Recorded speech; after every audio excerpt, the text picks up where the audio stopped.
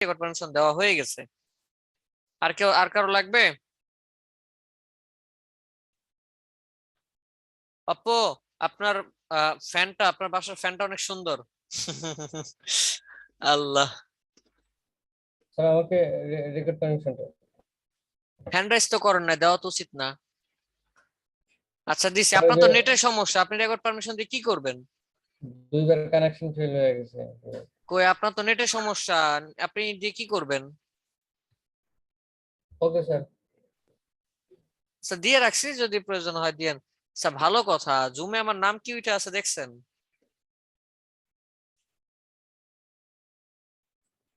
কেউ আর এটা ঘাবড়ায় তো যায় আগে নাকি? থেকে খেয়াল করছি। একটা মেয়ের নাম দেওয়া আছে স্যার। কারণ যার আইডি এটা তার ইয়া, হ্যাঁ যাই হোক, এটা মানে মিস্টেক করেন না আবার কেউ, ঠিক আছে? আচ্ছা চলেন আমি একটা আমার ক্রিয়েটিভ আইটি ইনস্টিটিউট দিয়ে দিই। আমি তো খেয়াল করিনি, আমি তো মাত্র খেয়াল করলাম তো।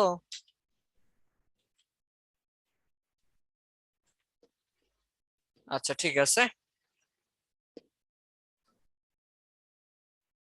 আমি তো প্রথমে ভেবেছিলাম আমাদের ম্যাডামের আইডিয়া হবে হয়তো বা। আল্লাহ, না না, এটা হচ্ছে ইসের অফিসের।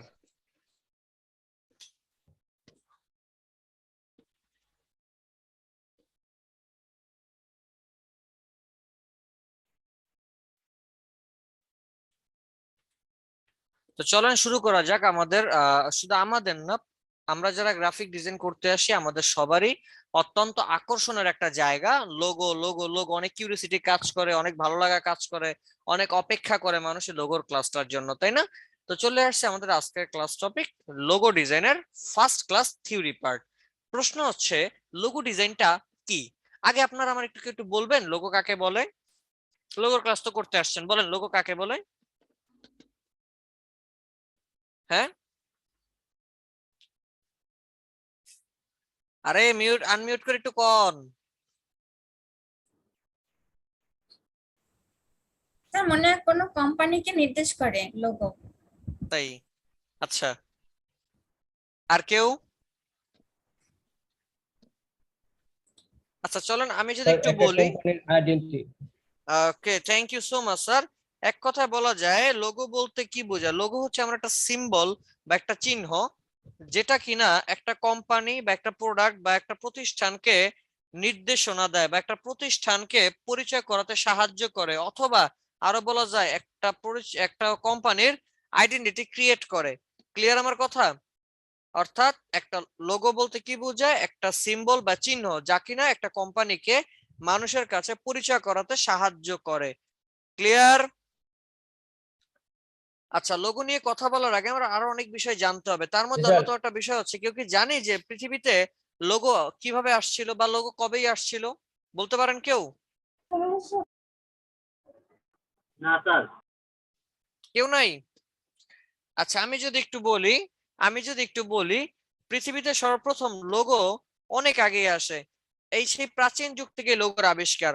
আচ্ছা, প্রাচীন যুগে যখন কিনা প্রাচীন সভ্যতার লোক, আদিম যুগের মানুষ কোথাও যেত, পাহাড়ে যেত, কোনো রাস্তায় গেলে তারা তো রাস্তা চিনতো না, হারিয়ে যেত, তারা কি করতো? গাছে পাথরে বিভিন্ন ধরনের চিহ্ন এঁকে রাখতো কিনা, যেটা জি কিনা স্যার।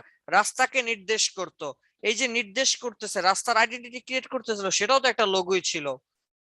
এটা ছিল প্রাচীন যুগ। প্রাচীন যুগের পর পৃথিবীতে মধ্যযুগে সর্বপ্রথম লোগোর আবিষ্কার হয় গ্রিসে। কোথায়? গ্রিসে। মনে রাখতে হবে এই হিস্ট্রি গুলা। আগে হিস্ট্রি পার্ট বলতেছি, এরপরে নেক্সটে যাব। গ্রিসে সর্বপ্রথম মধ্যযুগে হচ্ছে লোগোর আবিষ্কার হয়। কিভাবে আবিষ্কার হয়? গ্রিসের একজন রাজা ছিল, স্বৈর শাসক ছিল, যে কিনা তার প্রজাদের প্রতি অনেক অন্যায় অত্যাচার করতো। এবং এমন হয়তো সে অনেকগুলো মেষ পালতো এবং তার মেষের ইসের মধ্যে, পালের মধ্যে যদি কিনা অন্য কারো, অর্থাৎ তার এলাকার কোনো মানুষের বা তার হচ্ছে এলাকার যারা আছে বসবাস করত, তাদের কোনো মেষ যদি ঢুকে পড়তো, তাহলে সেটা রাজা নিয়ে যেত এবং বলতো এটা আমার।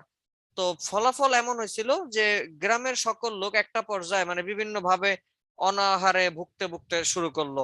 আর সে ছিল খুবই অত্যাচারী। তখন তার এলাকার জনগণ বা তার দেশের জনগণরা ক্ষিপ্র হয়ে যেটা করলো সেটা হচ্ছে, সেই রাজার মেষগুলো চুরি করে করে নিয়ে যাইতো এবং পাল থেকে যা হলো একসাথে 800 1000 মেষ একসাথে দিয়ে দিছে সে পাল থেকে 2টা মেষ নিয়ে গেছে, যখন গুনতেছে পরে দেখে আর 2টা কম। তো এইরকম করতে করতে একটা পর্যায়ে দেখা যায় সে রাজার যে পাল ছিল, পাল থেকে দিন দিন অনেক মেষ হারিয়ে যাচ্ছে, মূলত ওই এলাকার লোকজন নিয়ে জবে করে খেয়ে ফেলতো। তখন এই রাজা চিন্তিত হয়ে পড়লো যে কিভাবে কি করা যায়। সে তার রাজবৈদ্য থেকে শুরু করে তার সেনাপতি থেকে শুরু করে যারাই ছিল বুদ্ধি দেওয়ার জন্য তাদের সবাইরে নিয়ে একত্রে মিটিং এ বসলো, গোল মিটিং যেটাকে আমরা বলি, এবং সেই মিটিং এ বসে চিন্তা করতে থাকলো কিভাবে কি করা যায়। তো তার যিনি প্রধান বুদ্ধি পরামর্শদাতা, সে তাকে বললো যে আপনি আপনার যতগুলো মেষ আছে সবগুলো মেষের মধ্যে এমন একটা চিহ্ন করে দেন যে চিহ্নের মাধ্যমে সবাই চিনতে পারবে যে এটা হচ্ছে আপনার প্রোডাক্ট, এটা হচ্ছে আপনার মেষ, যেন কেউ এটাকে নিয়েও সারতে না পারে, নেওয়ার আগে যেন 10 বার ভাবে। এবং আপনি বলে বলে দেন যদি কারো বাসায় আমার এই চিহ্নের মেষ পাওয়া যায় তার সপরিবার আমি হত্যা করব। এরকম একটা নির্দেশ জারি করে দেন।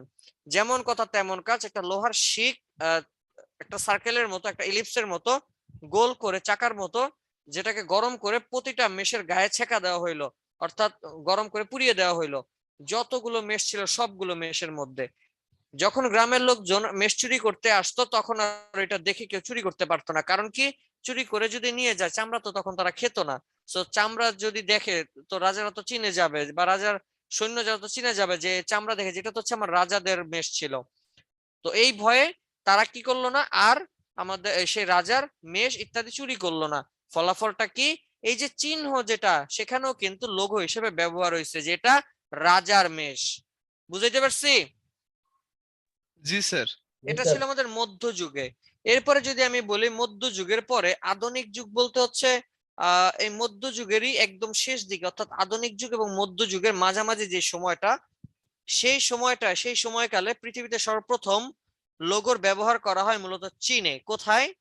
চীনে। সিনে। আমরা এই যে এখন থালা বাসন দেখি, মেলামেনের থালা কিনতে যাই, প্লেট অথবা কাচের প্লেট, প্লেটের নিচে একটা চিহ্ন থাকে, বিভিন্ন অ্যাড দেয় শরীফ মেলামেন সিংহ মার্কা দেখি কিনুন, কি বলে না? জি স্যার। প্রশ্ন করেন না কখনো যে এই সিংহ মার্কা আসছে কই থেকে? মনের মধ্যে প্রশ্ন জাগে না এটা সিংহই কেন?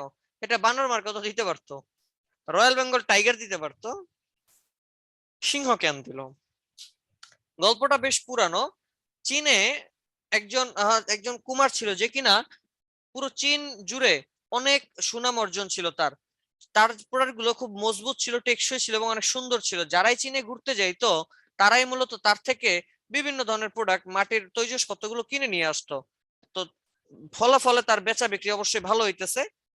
ঠিক তার দোকানটার পাশেই আরেকজন কুমার, সেও একটা দোকান দিল এবং সে বলতেছে যে আমি হইতেছি আসল ব্যক্তি। অর্থাৎ দেখেন এই যে হাজির বিরিয়ানি, আজকে হাজির বিরিয়ানি তো বাংলাদেশে একটাই, বাট আজকে নারায়ণগঞ্জে পাওয়া যায় হাজির বিরিয়ানি, সেখানে পাওয়া যায় সেখানে পাওয়া যায়, আসলে কি এটা হাজির বিরিয়ানি না? সবাই বলতেছে আমিই আসল, আমিই আসল। ঠিক তেমনি এই কুমারের দোকানের পাশে আর একটা দোকান হইলো এবং সেই দোকানদার বলতেছে আমি হচ্ছে সেই আসল কুমারওয়ালা যার সুনাম চারিদিকে ছড়িয়ে পড়ছে, তোমরা আসো আমার থেকে প্রোডাক্ট নাও। অনেকেই বিভ্রান্ত হয়ে সেই ভুল মানুষের কাছ থেকে প্রোডাক্ট কিনা শুরু করলো, তৈজসপত্র। যখন কিন্তু সে তো নকল নকল প্রোডাক্ট বিক্রি করতেছে নকল সুনামে। তো ফলাফলটা এমন হয়েছে, যারাই তার প্রোডাক্ট কিনতো তারা স্যাটিসফাইড ছিল না, তারা খুশি ছিল না, প্রোডাক্ট টিকতো না, প্রোডাক্ট সুন্দর না, নষ্ট হয়ে যাইতো অতি দ্রুত। যে আসল ব্যক্তি তারই সুনাম এখন ক্ষুণ্ণ হওয়া শুরু করছে। তো ওই যে ব্যবসায়ী যিনি আসল, সে অনেক চিন্তায় পড়ে গেল কি করা যায়। পরবর্তীতে সে বুদ্ধি বের করলো, আমি আমার সকল প্রোডাক্টের নিচে একটা করে চিহ্ন দিয়ে দিব, যে চিহ্ন দেখে সবাই চিনবে যে এটা আসল প্রোডাক্ট। সেইখান থেকেই ব্যবহার করা হয় এই সিংহ মার্কা, এবং আমরা যেটাকে বলি এই সিংহ মার্কা দেখে কিনুন। বুঝছি? জি জি স্যার স্যার, বুঝছি। জি স্যার, স্যার। আর আধুনিক যুগে সর্বপ্রথম লোগোর ব্যবহার হয় 1920 সালে। না জানো, হ্যাঁ 1920 সালে। আধুনিক যুগে সর্বপ্রথম লোগোর ব্যবহার করা হয় 1920 সালে। কোম্পানিটার নাম ছিল BASS, বেস্ট কোম্পানি, যার লোগোর চিহ্ন ছিল একটা ত্রিভুজ শুধুমাত্র। আধুনিক যুগে সর্বপ্রথম লোগোর ব্যবহার হয় কি বাণিজ্যিক ভাবে? সর্বপ্রথম লোগোর ব্যবহার হয় ব্যাস 2020 লোগো সালে, 1920 সালে 1920 স্যার। সালে। মনে জি থাকবে? জি স্যার। আচ্ছা, সাল মনে রাখার দরকার নেই, সাল কম বেশি হইতে পারে, হ্যাঁ এরকমই হয়তোবা। তো যাই হোক, এ হচ্ছে আমার লোগোর হিস্ট্রি, আশা করি বুঝতে পারছি। জি তো স্যার। এক কথায় কি লোগো কি করে? লোগো মূলত কোনো কোম্পানি, কোনো প্রতিষ্ঠান, কোনো প্রোডাক্টের আইডেন্টিটি ক্রিয়েট করে।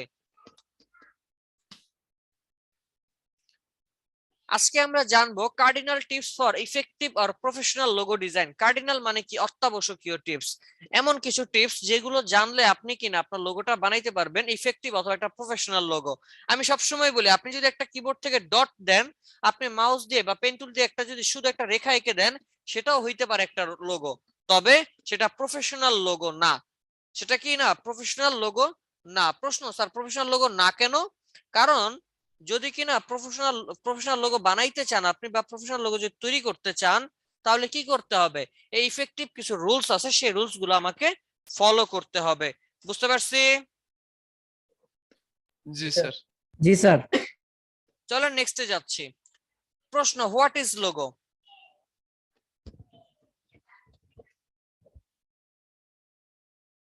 বলেন।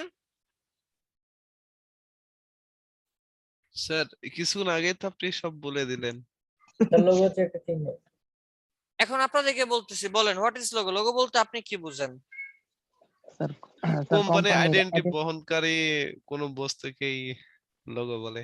কোম্পানির আইডেন্টিটি শনাক্ত করে এমন কোন চিহ্ন হচ্ছে লোগো। গুড। চলেন এরপর আমি আরেকটু ক্লিয়ার করি। একটু একটু বলেন এখানে যে কোনটা শাকিব খান আছে, আমার একটু দেখে বলেন তো। স্যার দুই 2 নম্বরটা। নম্বরটা। 2 নম্বর না দুই নম্বরটা সবাই একটু একটু কনফার্ম করেন। দুই নম্বরটাই হবে। 2 নম্বরটা হতে পারে স্যার। আমার কাছে দুই নম্বরটাই। 3 নম্বর। একটু 2 মিনিট সময় দিচ্ছি, একটু ভালোভাবে দেখেন।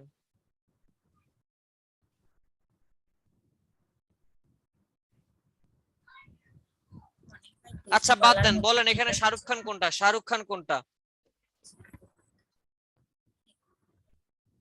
স্যার এখানে একটা শাহরুখ খান। ভালো করে দেখে কোন, আমি তো বলি আছে, আপনি না বললে হবে? না স্যার, থাকলে কি এক জিজ্ঞাসা নাম- করছে? স্যার লাস্টেরটা হতে পারে এক স্যার। নাম্বার না হলে স্যার শেষেরটা। শেষেরটা স্যার। তো লাস্টেরটা মনে হয় তাহলে।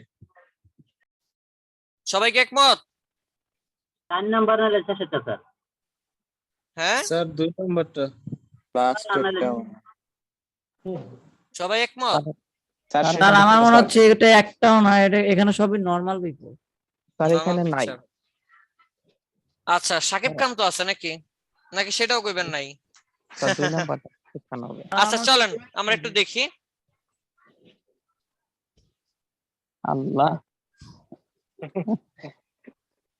কি বুঝলেন? স্যার আছে তো 3 নম্বরে। স্যার, চলেন 3 এবার নম্বর আমি আছে। এই আপনাদের সাথে গেমসটা কেন খেললাম সেটা একটু আমি ক্লিয়ার করে বলি। দেখেন এখানে আছে মাশরাফি বিন মুর্তজা, এখানে আছে হিরো আলম, এখানে আছে কে? রামচরণ আছে। রামচরণ, এখানে কে আছে? হচ্ছে আইমান সাদিক আছে, এখানে কি আছে? মিস্টার বিন আছে। স্যার তারপর মাশরাফি সুরুতি হাসান, রামচরণ। রামচরণ, সুরুতি হাসান, হিরো আলম, মাশরাফি। আচ্ছা স্যার, একজনকে একটু দেখেন, যতক্ষণ পর্যন্ত আপনি এনাদেরকে দেখেন নাই ততক্ষণ মনে হচ্ছে আরে এগুলো স্বাভাবিক মানুষ, তাই না? আপনি তাকে ভ্যালুই দেন নাই। বাট যখনই আপনি তাকে দেখলেন, এখন আপনার মধ্যে ফিল কাজ করছে, ওয়াও এটা মাশরাফি ছিল। লাইক ধরেন মাশরাফি মাস্ক পরা আপনার পাশে দাঁড়িয়ে আছে, আপনার গায়ে একটু ধাক্কা টাক্কা লাগতেছে, আপনি বলছেন ভাই সাইড দেন, চাপেন তো, দূরে সরে দাঁড়ান, এভাবেই তো বলবেন নাকি? জি বাট স্যার। যখন মাস্কটা খুলবেন বা সে মাস্কটা খুলবে, আপনি দেখে কি বলবেন? আরে ভাই আপনি মাশরাফি ভাই, চলেন একটা সেলফি তুলি। এই যে তার প্রায়োরিটি আপনি দিচ্ছেন, কেন দিচ্ছেন? তার ব্র্যান্ডিংটা কিসে? তার ফেসে, রাইট? তার ফেসটাই হচ্ছে তার ভ্যালু। যখন কিনা তার ফেসটা আপনি দেখছেন, সাথে সাথে একটা ভ্যালু ক্রিয়েট হয়েছে এবং সেই অনুযায়ী আপনি তাকে সম্মান দেওয়া শুরু করছেন। ঠিক তেমনি একটা কোম্পানির ভ্যালু ক্রিয়েট করে সেই কোম্পানিটার লোগো। লোগোটা যদি ভালো না হয় সেই ক্ষেত্রে কখনোই কোম্পানিটার আইডেন্টিটি ক্রিয়েট হয় না। ক্লিয়ার? জি স্যার ক্লিয়ার।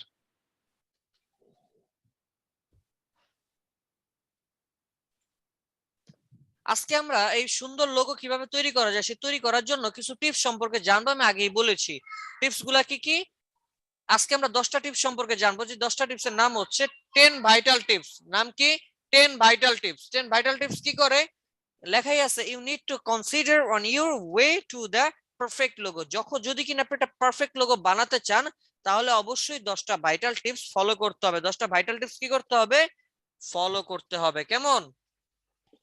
তো চলেন শুরু করি এবং জানা যাক সেই 10টা ভাইটাল টিপস কি। রেডি তো নাকি?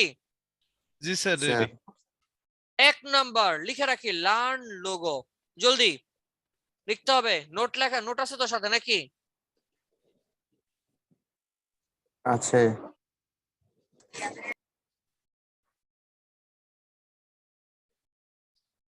এক নম্বর কি লার্ন লোগো, লার্ন লোগোর মধ্যে আবার লেখেন 5টা পয়েন্ট।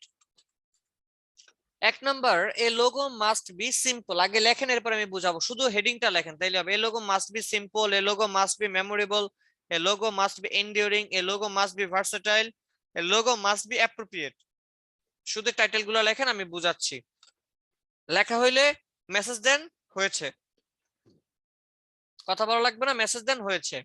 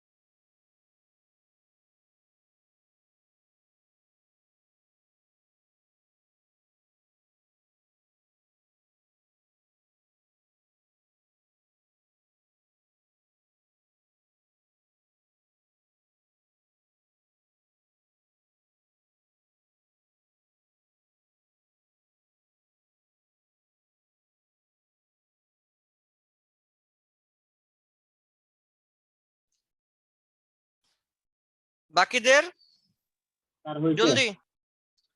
আচ্ছা ঠিক আছে, কয়েকজনের হয়েছে, বাকিদের তো হয় নাই। ডান, হয়েছে। আচ্ছা ঠিক আছে, ওকে ওকে, এই তো গুড। চলেন এবার আমি একটু বুঝাই দেই, প্রতিটা পার্ট একটা একটা করে বুঝিয়ে দেই, আর মেসেজ করা লাগবে না, এবার আমি বুঝিয়ে দিচ্ছি। এর লার্ন লোগো, লার্ন লোগো মানে কি, লোগো সম্পর্কে জানতে হবে। কিভাবে জানবো? দেখেন এখানে সুন্দর করে দেওয়াই আছে, লোগো মাস্ট বি সিম্পল। মনে রাখতে হবে আমরা যখন ডিজাইন করব তখন কি সে লোগো সম্পর্কে তো আগে একটু জানবো। জানবো কিভাবে? Logo must be simple. অবশ্যই যে লোগো আমরা ক্লায়েন্টের জন্য বানাবো বা রিসার্চ করব, সেই লোগোটা হইতে হবে খুবই সিম্পল। কেমন হইতে হবে? একদম সিম্পল হইতে হবে। একদম কি হইতে হবে? সিম্পল। সিম্পল মানে কি? সাধারণ, ইজি। প্রশ্ন, ইজি কেন? এটার উত্তর 2 নম্বর অপশনে আছে। A logo must be memorable. লোগোটা হইতে হবে কি অনেক, মানে এক কথায় মেমোরেবল, মনে রাখার মতো একটা স্মৃতিচারণমূলক লোগো হইতে হবে, যে লোগোটা দেখে আপনি আজকে থেকে 20 বছর পরেও চিনবেন যে এটা হইতেছে সেই কোম্পানির লোগো। আর এই মনে রাখার জন্যই কিন্তু সিম্পল হওয়াটা অনেক বেশি জরুরি। আজকে যদি আপনি মাইক্রোসফটের লোগো দেখেন, দেখেই মনে হবে আর এটা তো মাইক্রোসফটের লোগো, দেখলেই মনে হবে আর এটা তো নিকেল লোগো। চিনলেন কেমনে? শুধু একটা সাইন, তাই না? বাট যদি আমি বলি যে হজবরলা কোনো কিছু একটা দেখায় দেয়, আর যদি বলি এটা কি লোগো, মনে রাখেন আজকে থেকে 10 বছর পর বলবেন, হয়তো আপনি ভুলেও যাইতে পারেন, তাই না? তাহলে লোগোটাকে যদি মনে রাখতে চান, আর মনে রাখার জন্য লোগোটা অবশ্যই অবশ্যই অবশ্যই অবশ্যই সিম্পল হওয়াটা খুবই জরুরি। বুঝতে পারছি? জি স্যার। এরপরে লেখা আছে a logo must be enduring. A logo must be enduring. Enduring মানে কি? দেখেন বলা আছে এন্ডিউরিং মানে হইতেছে এমন একটা লোগো আপনাকে বানাইতে হবে যে লোগোটা কিনা 10 বছর, 20 বছর, 50 বছর কোম্পানিকে আর চেঞ্জ করতে না হয়। এখন প্রশ্ন, স্যার এটা কেমনে করব আমি? আচ্ছা আপনি বলেন, একটা কোম্পানি যদি আজকে আপনাকে একটা লোগো বানায়, সেই লোগোটাই কি আবার 2 দিন পরে সে চেঞ্জ করবে? না স্যার। যদি বলেন স্যার করবে, সমস্যা কি? স্যার করবে, সমস্যা আসলে তেমন কিছুই নাই। হ্যাঁ একটা সমস্যা আছে। কি সমস্যা? কোম্পানির ব্র্যান্ড ভ্যালু কমে যাবে। কোম্পানিটার মার্কেটে যে পরিমাণ ভ্যালু আছে সেটা নষ্ট হয়ে যাবে। কারণ কি? লোগোর মাধ্যমে মানুষ তাকে চিনে। যখনই হুট করে লোগোটা চেঞ্জ করে ফেলবে তখন মানুষ তাকে চিনবে না, ভুলে যাবে। আর যদি বারবার এটা করা হয়, মানুষ তার একেবারে ভুলে যাবে। তো একটা কোম্পানি খুব সহজেই দেখবেন তার লোগোটা চেঞ্জ করে না, হয়তোবা 50-60 বছরে এসে 2বার লোগো চেঞ্জ করে। তো এইরকম সিচুয়েশন ক্রিয়েট হয়। সো এক কথায় এমন একটা লোগো আপনাকে বানাইতে হবে যে লোগোটা কিনা 10 বছর, 20 বছর, 50 বছর পর্যন্ত যায়। এখন প্রশ্ন হচ্ছে এখানে যে আজকে একটা কোম্পানি ধরেন শুধুমাত্র লাইক শুধু কসমেটিক্স প্রোডাক্ট বিক্রি করে, ধরেন মনে করেন শ্যাম্পু বিক্রি করে শুধু, এখন আজকে থেকে 5 বছর পরে কি কোম্পানি শুধু শ্যাম্পুই বিক্রি করবে? না স্যার। বিজনেসকে গ্রো করবে না, সে আরো বড় করবে না? তাহলে প্রশ্ন, তখন যে প্রোডাক্ট গুলা দিবে, ধরেন আপনি এখন প্রোডাক্ট তৈরি করছেন শ্যাম্পুর উপরে রিসার্চ করে, তখন তো হইতে পারে সে সাবান আনবে, হতে পারে সে কসমেটিক্স এর অন্যান্য প্রোডাক্ট আনবে, তেল আনবে, তখন কি করবেন? তার মানে এখনই লোগোটা বানানোর সময় তার কাছ থেকে আইডিয়া জেনে নিতে হবে, বা তার কাছে তার ফিউচার প্ল্যানিং জানতে হবে, যে সে ভবিষ্যতে যদি তার ব্যবসাটা ভালো হয় তাহলে ভবিষ্যতে সে আজকে থেকে 10 বছর পর কি কি প্রোডাক্ট করবে, বা আজকে থেকে 20 বছর তার প্ল্যানিং কি, এটা শুনে সেই অনুযায়ী রিসার্চ করে লোগো বানাইতে হবে, যেন 20 বছর পর বা 10 বছর পর নতুন কোন আইটেম তার কোম্পানিতে আনলেও তার লোগোতে আর হাত দেওয়া না লাগে। বুঝতে পারছি? জি স্যার। কার কোনো প্রশ্ন আছে? No sir. এরপরে 4 নাম্বার অপশন বলতেছে a logo must be versatile. Versatile মানে কি? কথা কয় না। জানি না। ভার্সেটাইল বলতে কি বোঝায়? আচ্ছা, ভার্সেটাইল মানে হচ্ছে এক কথায় ব্যবহারযোগ্য এবং মিশ্রণকারী। লাইক এমন লোগো আপনি বানাবেন যেটা কিনা বিভিন্ন প্রোডাক্টের সাথে যায়। ধরেন পেপসি, পেপসির একটা লোগো ছিল মানে মিনিমাল ফ্ল্যাট, যেটা আপনারা করছেন সেটা একটা পেপসির লোগো। এরপর একটা লোগো বানাইছে, যখন কিনা ক্যানের মধ্যে পেপসি পাওয়া যায় দেখবেন ওই ক্যানের লোগোটা দেখতে একটু 3D 3D মনে হয়, তাই না? জি স্যার। লোগোটার উপরে বরফ টরফ আছে, 3D 3D লাগে। আসলে লোগোটা কি 3D না, এবং লোগোটা চেঞ্জ হয়েছে, কোনো ধরনের আকৃতিতে চেঞ্জ হয়েছে বা ডিজাইনে চেঞ্জ হয়েছে? হয় নাই। তাহলে আপনাকে এমন লোগো বানাইতে হবে যেটা কিনা আপনি সাবানের সাথে ইউজ করতে পারবেন, যেটা আপনি শ্যাম্পুর সাথে ইউজ করতে পারবেন, যেটা কিনা আপনি তেলের সাথে ইউজ করতে পারবেন। এরকম একটা লোগো আপনাকে বানাইতে হবে, যেটা কিনা ভ্যারিয়েবল অনেকগুলো প্রোডাক্টের সাথেই যায়। বুঝছি? জি স্যার। 5 নাম্বার যেটা, তার নাম হচ্ছে logo must be appropriate. Appropriate মানে কি? গ্রহণযোগ্য বা গ্রহণীয় একটা লোগো। অবশ্যই আপনি যে লোগোটা বানাবেন সেই লোগোটা যেন মানুষের কাছে গ্রহণযোগ্য হয়, মানুষের ভালো লাগে, বা ক্লায়েন্ট যেই ইনফরমেশন আপনাকে দিয়েছে সেই অনুযায়ী যেন লোগোটা হয়। এমন যেন না হয়, ধরেন ক্লায়েন্ট বলতেছে যে তুমি আমার জন্য একটা লোগো করো, লাইক হচ্ছে বিয়ারের, আর আপনি লোগো বানাইছেন জুস কোম্পানির, তাহলে হবে? না স্যার, যথাযথ এটাই স্যার। ক্লায়েন্ট যা চাইবে সেই অনুযায়ী বা তার উপর ডিপেন্ডেবল করে লোগোটা বানাইতে হবে, যেন সে অ্যাপ্রোপ্রিয়েট করে বা সে যেন লাইক করে, সে যেন পছন্দ করে। মনে থাকবে না? জি স্যার। আচ্ছা, লার্ন লোগো নিয়ে কারো কোনো ধরনের প্রশ্ন? না স্যার। আচ্ছা, না না স্যার। স্যার। নেক্সটে জি না, যাচ্ছে। 2 জি না নম্বর, স্যার। 2 নম্বর 10টা ভাইটাল টিপসে 2 নম্বর, establish your own design process. লিখে রাখি, establish your own design process.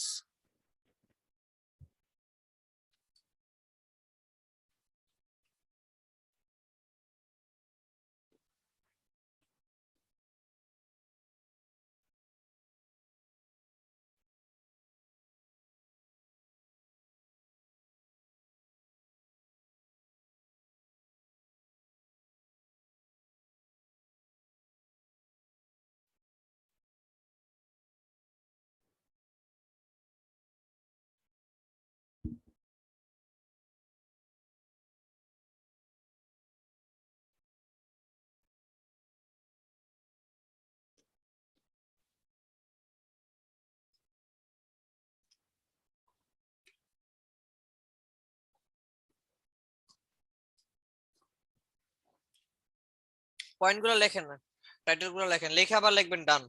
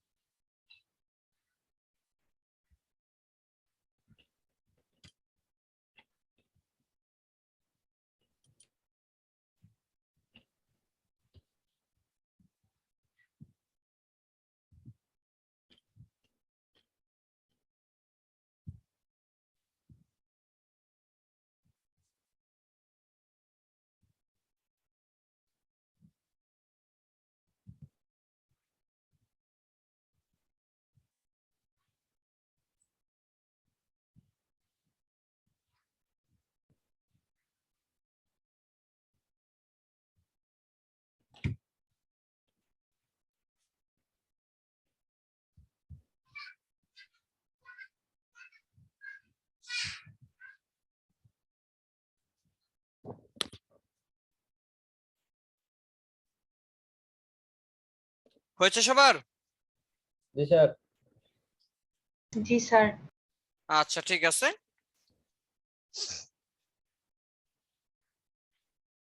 Okay, establish your own design process বলতে কি বোঝায়? এস্টাবলিশ ইউর ওন ডিজাইন প্রসেসের মধ্যে দেখেন 1 নম্বরে আছে ডিজাইন ব্রিফ। আচ্ছা, এস্টাবলিশ মানে কি? উপস্থাপনা করা। কিভাবে করবেন? আপনার যে ডিজাইন প্রসেস গুলো আছে, এবার সেই ডিজাইন প্রসেস গুলোকে অ্যাপ্লাই করতে হবে। অ্যাপ্লাই করে একটি নতুন ডিজাইন ক্রিয়েট করতে হবে লোগো হিসেবে। প্রশ্ন হচ্ছে এখানে যে কি করবেন। প্রথমেই দেখেন লেখা আছে ডিজাইন ব্রিফ, অর্থাৎ ক্লায়েন্ট আপনাকে যখন কাজ দিবে, অবশ্যই ক্লায়েন্ট তো হচ্ছে সব বলে দিবে, তাই না? যে তুমি আমার জন্য এরকম ডিজাইন করো, এই কালার দাও, এই দাও, একটা ব্রিফ দিবে আপনাকে, তাই না? সেই ব্রিফটাকে খুব ভালোভাবে পড়তে হবে, অনেক ভালোভাবে পড়তে হবে। কারণ কি, ওই ব্রিফটাই হচ্ছে সব। ওই ব্রিফ থেকে ক্লায়েন্ট আপনাকে সব ইনফরমেশন দিয়ে দিবে, যে আপনি বুঝতে পারবেন এই ব্রিফ থেকে যে কিভাবে লোগোটা করতে হবে, ক্লায়েন্ট কি চাচ্ছে, ক্লায়েন্ট কেমন আশা রাখে আপনার কাছে, সবকিছু বোঝা যাবে কোথায়? ডিজাইন ব্রিফের মধ্যে। বুঝছি? জি জি স্যার। স্যার। 2 নম্বরে আছে রিসার্চ। রিসার্চ মানে কি?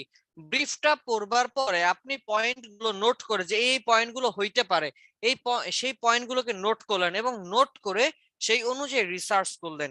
রিসার্চ কিভাবে করব? আমরা যেমন একটা ফ্লায়ার করার জন্য গ্রাফিক রিভারে যাই না? ধরেন ক্লায়েন্ট বললো যে তার একটা ইলেকট্রনিক্স পণ্যের লোগো লাগবে, বা ধরেন ক্লায়েন্ট হচ্ছে আপনাকে একটা ব্রিফ দিল, ব্রিফের সারাংশ হচ্ছে এরকম যে তার একটা লোগো লাগবে, ধরেন ফার্মিং লোগো বা একটা জিম লোগো। তখন আপনি কি করবেন? গুগলে অথবা হচ্ছে ড্রিবল অথবা বিহ্যান্স অথবা 99 ডিজাইন, এরপর গ্রাফিক রিভার, ক্রিয়েটিভ মার্কেট, এই ধরনের যতগুলো ওয়েবসাইট আছে, আমরা কিন্তু এই ওয়েবসাইটের মধ্যে যাইব, আপনারা যাবেন, যাই কি করবেন? সার্চ দিবেন যে দেখি তো জিম লোগো গুলা কেমন হয়, সেখান থেকে আইডিয়া জেনারেট করবেন। বুঝাইতে পারছি? জি স্যার। তাহলে রিসার্চ মানে কি? ডিজাইন ব্রিফটা বুঝে সেই অনুযায়ী পয়েন্ট গুলোকে নোট করে সেই পয়েন্ট অনুযায়ী খোঁজাখুঁজি করা, একটু সার্চ, রিসার্চ, গবেষণা করা। মনে থাকবে? জি স্যার। 2 নম্বরে আছে রেফারেন্স। রেফারেন্স মানে কি? আচ্ছা চলুন এক কথায় যদি বুঝাই। আপনাদেরকে লাস্ট ক্লাস আমি ফ্লায়ার কয়টা দিছিলাম? ফ্লায়ার ফ্লায়ার কয়টা দিছিলাম? ফ্লায়ার ছিল 10টা। 10টা ছিল। যখন গ্রাফিক রিভারে গিয়ে সার্চ দিবেন ফ্লায়ার ডিজাইন, আচ্ছা তখন কি গ্রাফিক রিভার আপনি যেই 10টা করছেন শুধু কি সেই 10টাই গ্রাফিক রিভার দেখাইছে? না স্যার, অনেকগুলো আচ্ছা, দেখা। অনেক দেখাইছে, তাই না? জি স্যার। এখন প্রশ্ন, অনেক দেখাইছে, আপনি সব করছেন? ধরেন 1 লক্ষ দেখাইছে, আপনি কি 1 লক্ষ করছেন? আপনারা কি সব 1 লক্ষ করে করছেন? না স্যার। আচ্ছা, 5টা করছেন বা 10টা করছেন, কোন 5টা বা কোন 10টা করছেন বলেন তো? স্যার যেগুলো ভালো লাগছে যেগুলো ভালো লাগছে বা যেগুলো দেখে মনে হয়েছে এগুলো আপনি পারবেন, সময় কম লাগবে, সেগুলোই তো করছেন, তাই না? জি স্যার। যখন কিনা আপনি গুগলের ব্রিফ থেকে বুঝে রিসার্চ করার জন্য বিভিন্ন মার্কেট প্লেসে সার্চ দিবেন, তখন কি ওই একটা দুইটা ডিজাইনে আসবে? অনেক ডিজাইন আসবে, অনেক। ধরেন আপনি সার্চ দিচ্ছেন জিম লোগো, গ্রাফিক রিভারে গিয়ে জিম লোগো লিখে সার্চ দিলে মিনিমাম 10-15 হাজার লোগো আসবে। আপনি কি 10-15 হাজার লোগো দেখবেন? না। সেখান থেকে হয়তো বা আপনি 3টা-5টা লোগো চুজ করবেন, যে 3টা লোগো দেখি বা 5টা লোগো নেই। কারণ কি, 10-15 হাজার লোগো দেখলে তো আমার মাথা নষ্ট হয়ে যাবে। তখন কি করবেন? চেষ্টা করবেন যে দেখি ব্রিফের সাথে ম্যাচ করে এমন 5টা লোগো নেবেন বা 3টা লোগো নেবেন, নিয়ে সেইখান থেকে রিসার্চ করা শুরু করবেন। তাহলে এই যে সামগ্রিক অনেকগুলো ডিজাইন থেকে বাছাই করে 3টা ডিজাইন নিছেন ব্রিফ অনুযায়ী, সেখান থেকে বুঝে কিছু বের করার জন্য, এই যে 3টা শর্ট করা বা শর্ট লিস্ট করা, এটাকেই বলা হয় রেফারেন্স। বুঝছি? জি স্যার। জি স্যার। 4 নম্বরে আছে sketching and develop, sketching and conceptualizing. কি আছে? Sketching and conceptualizing. আচ্ছা, কনসেপচুয়ালাইজিং বলতে কি বোঝায়? স্কেচিং মানে কি কোন? হ্যাঁ, স্কেচিং স্কেচিং হচ্ছে যে হাতে কোনো কিছু স্কেচ করে সেটা দ্বারা বানানো, আচ্ছা আর কনসেপ্ট কোনো একটা ধারণার উপর তৈরি করা, ধারণা এরকম কিছু। ধারণা গ্রো করা। আচ্ছা ঠিক আছে, চলো না আমরা যদি একটু বোঝার চেষ্টা করি, একদম সহজে বুঝবো। স্কেচিং মানে কি? স্কেচিং মানে আঁকা আঁকি করা, এক কথায় আঁকা আঁকি করতে হবে হাত দিয়ে অবশ্যই। এখন এখানে মাথা খারাপ হয়ে গেল, স্যার আমি তো সার্কুলার স্টুডেন্ট না, আমি তো ভালো আঁকতে পারি না। নিজের ফেসটা আঁকতে গেলে 3-4 বার মানে কি বলে যে মুইসা ফেলতে হয়, একটা ইলিপস্টিক মতো আঁকতে পারি না, আমি কি লোগো আঁকবো? তার মানে আমার দ্বারা লোগো না। ভাই আমরা জীবনে কোনোদিন চারুকলার স্টুডেন্ট হই নাই, আর হইতেও পারবো না ভবিষ্যতে। তার মানে কি আমরা লোগো ডিজাইন করি না, আমরা কি স্কেচ করি না? না, আমরাও অবশ্যই করি। তাহলে এই বিষয়টা আসলে কি? বিষয়টা হচ্ছে স্কেচিং বলতে বুঝাইতেছে স্কেচ করা। কিভাবে করবেন? ধরেন আপনার রিসার্চের মধ্যে আসছে লাইক ধরেন অ্যাপেল রাখতে হবে একটা লোগোর মধ্যে, বা ধরেন একটা জিমের লোগো। জিমের লোগো করতে, যেহেতু জিম নিয়ে কথা বলছিলাম তো জিম নিয়ে বলি। জিমের লোগো কি আছে? একজন বডি বিল্ডার দাঁড়িয়ে আছে, তার হাতে হচ্ছে ধরেন জিম করার একটা সরঞ্জাম আছে মনে করেন। এখন আপনার আঁকতে হবে। আঁকবেন কিভাবে? পুরো মানুষটা আঁকতে হবে। এখন আপনি তো মানুষ তো দূরের কথা, একটা গাছও আঁকতে পারেন না, পাতাও আঁকতে পারেন না, মানুষ কই থেকে আঁকবেন? আচ্ছা, মানুষকে আপনার আঁকাই লাগবে এখানে? গুগলে কি এরকম ভালো কোনো ভেক্টর ইমেজ নাই বডি বিল্ডারদের? আছে স্যার। আছে স্যার। অসংখ্য আছে, অসংখ্য আছে, হাজার হাজার আছে। তাহলে আপনি আঁকবেন কেন এটা পুরোটা? কোনো দরকার নাই তো। আপনি শুধু একটা শেপ মানে কোন রকমে দিয়ে বুঝায় রাখেন, আপনারটা আপনি বুঝলেই হবে যে এখানে একটা বডি বিল্ডার বসছে। বুঝাইতে পারছি? তার মানে যে ভালো অনেক সুন্দর স্কেচ করতে হয় বিষয়টা মোটো এমন নয়। আপনি আপনার মতো করেন, যদিও স্কেচ না পারেন। আর স্কেচ পারেন সেক্ষেত্রে একটু চেষ্টা করবেন সুন্দর করে করার জন্য।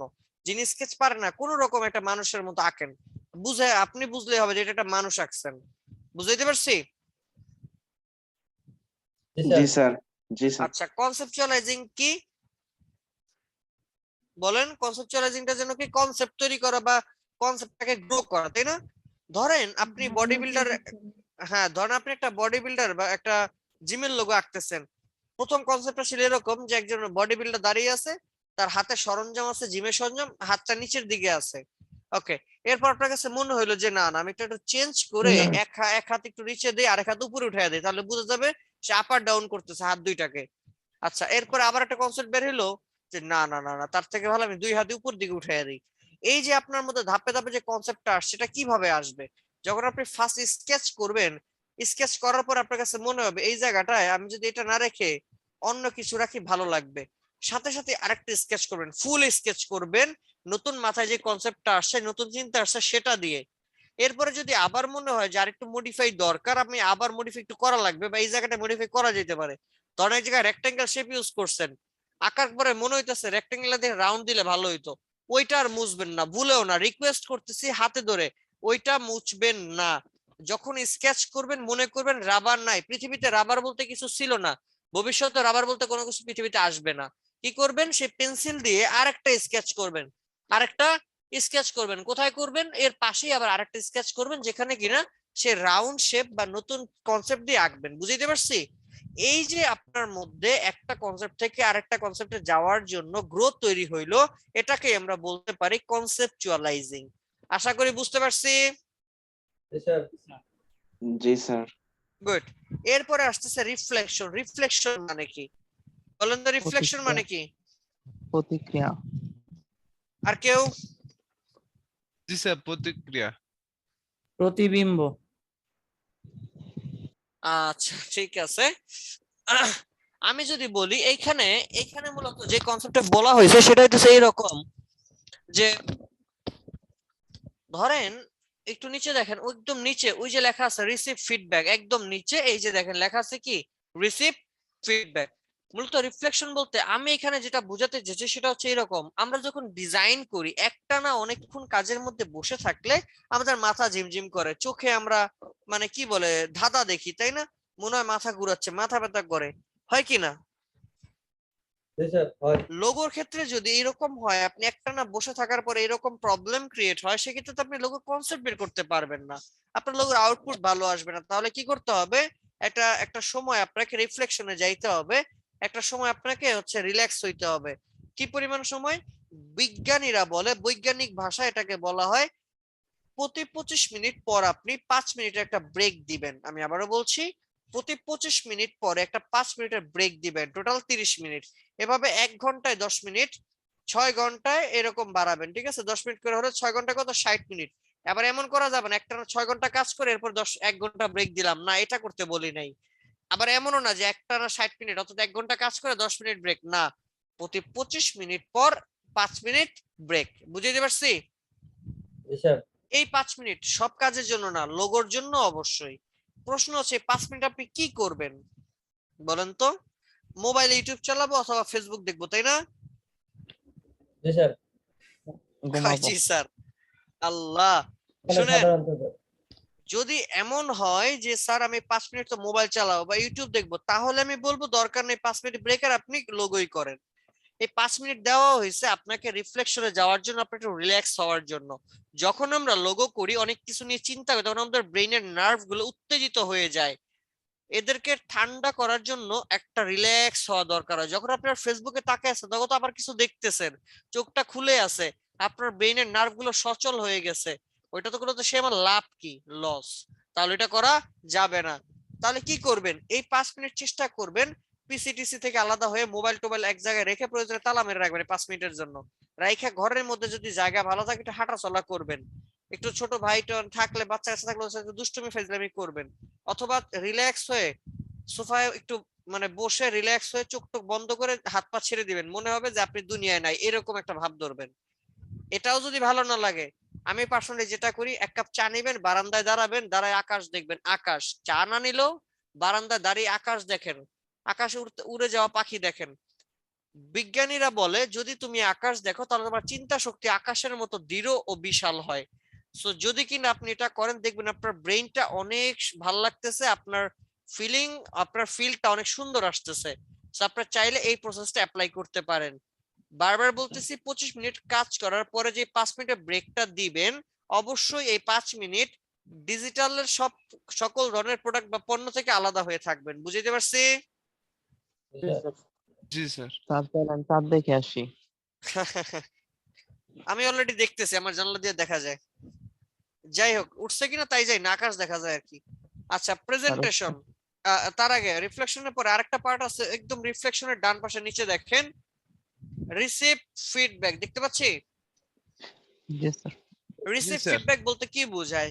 রিসিভ ফিডব্যাক মানে হচ্ছে এই যে আর কর্মীর ইয়াটা বন্ধ হয়ে গেছে, রেকর্ডটা, ওই যে বিদ্যুৎ চলে গেছিল তো আমাদের। আচ্ছা আমি দিয়ে দিচ্ছি।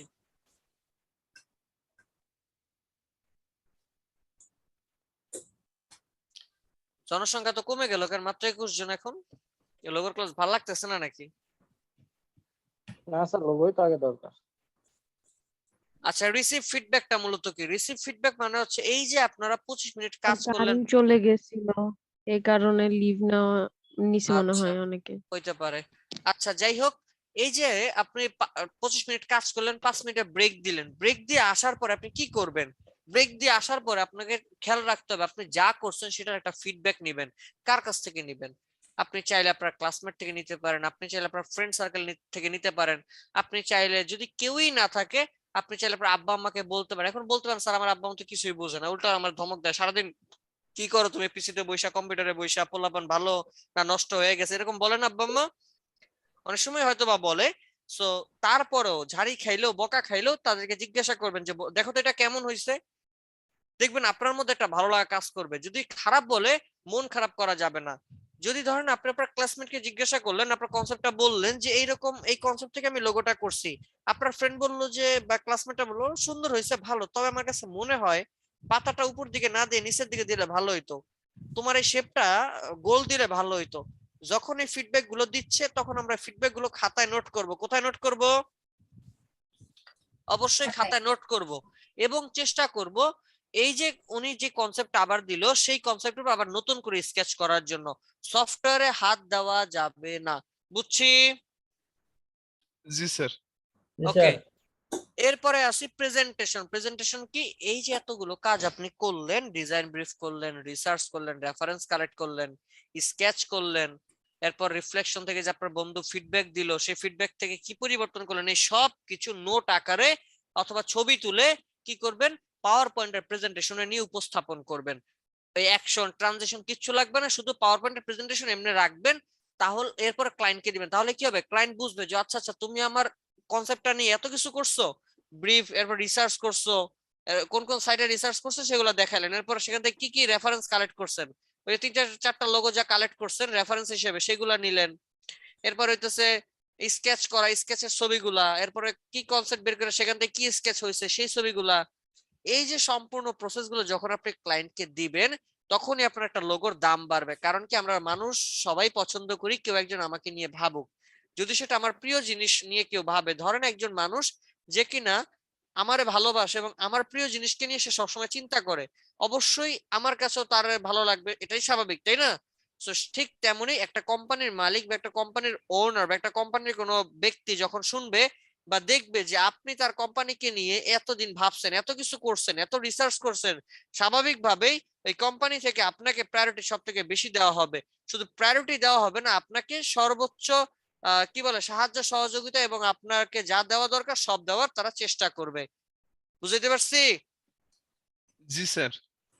তাহলে জি এই স্যার। দুইটা বুঝছি তো, 1 নাম্বার আর 2 নাম্বার। জি স্যার। নেক্সটে গেলাম,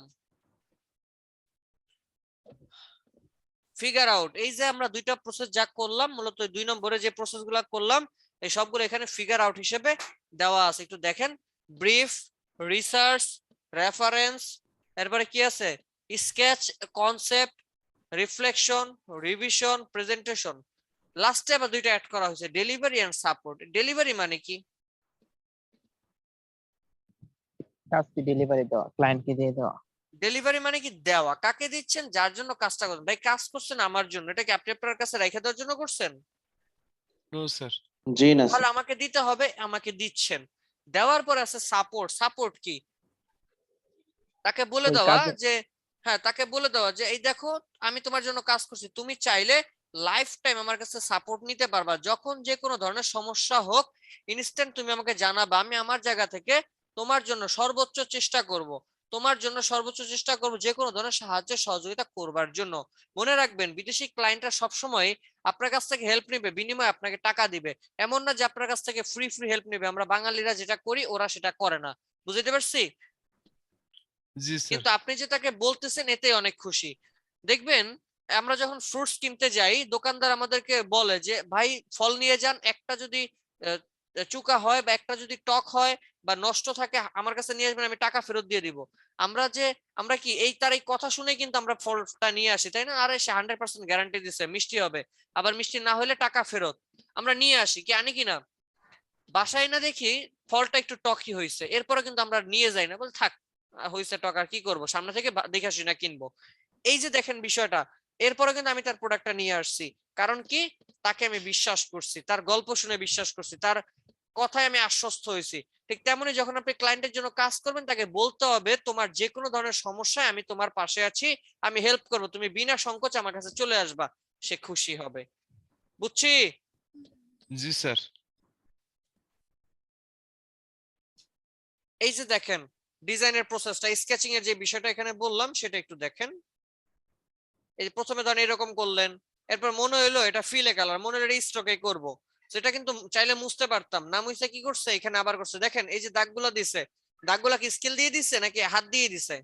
করবা, মোটর করবা, হাত এমনি দিয়ে কিন্তু হাত দিয়ে দিছে, বাঁকা দ্বারা হয়েছে। আমি ওইটাই চাই, আপনারা এইভাবেই করবেন। রেখে দেবা। এরপরে দেখেন এই যে স্কেচ করলেন, মনে হইলো যেটা ভালো লাগে না, আর একটু ডিফারেন্ট কোনো কিছু হইতে পারে, আবার এই যে এটা আবার একটু মডিফাই করে এটা, আবার একটু মডিফাই করে এটা, আবার লাস্ট ওয়ান এইটা। তাহলে এই যে স্টেপ যখন এটা ক্লায়েন্টকে দিবেন, ক্লায়েন্ট কি বলবে? তুমি আমার নিয়ে এত ভাবছো, এতবার রিসার্চ করতে, এত স্কেচ করছো, স্বাভাবিকভাবে লোগোটার ভ্যালু ক্লায়েন্টের কাছে বেড়ে যাবে। বুঝছি? এটা গুগল থেকে, সবই গুগল থেকে নেওয়া। স্যার এইগুলাও কি ক্লায়েন্টের কাছে সাবমিট করা লাগবে? অবশ্যই অবশ্যই, এই যে প্রসেস, এগুলা প্রসেস যে আপনি কিভাবে কি করছেন। নাইলে কি আর স্যার একটা লোগোর জন্য ক্লায়েন্ট আপনাকে $3000 $4000 টাকা দিবে? 3 নাম্বার লেখি, ask the right questions।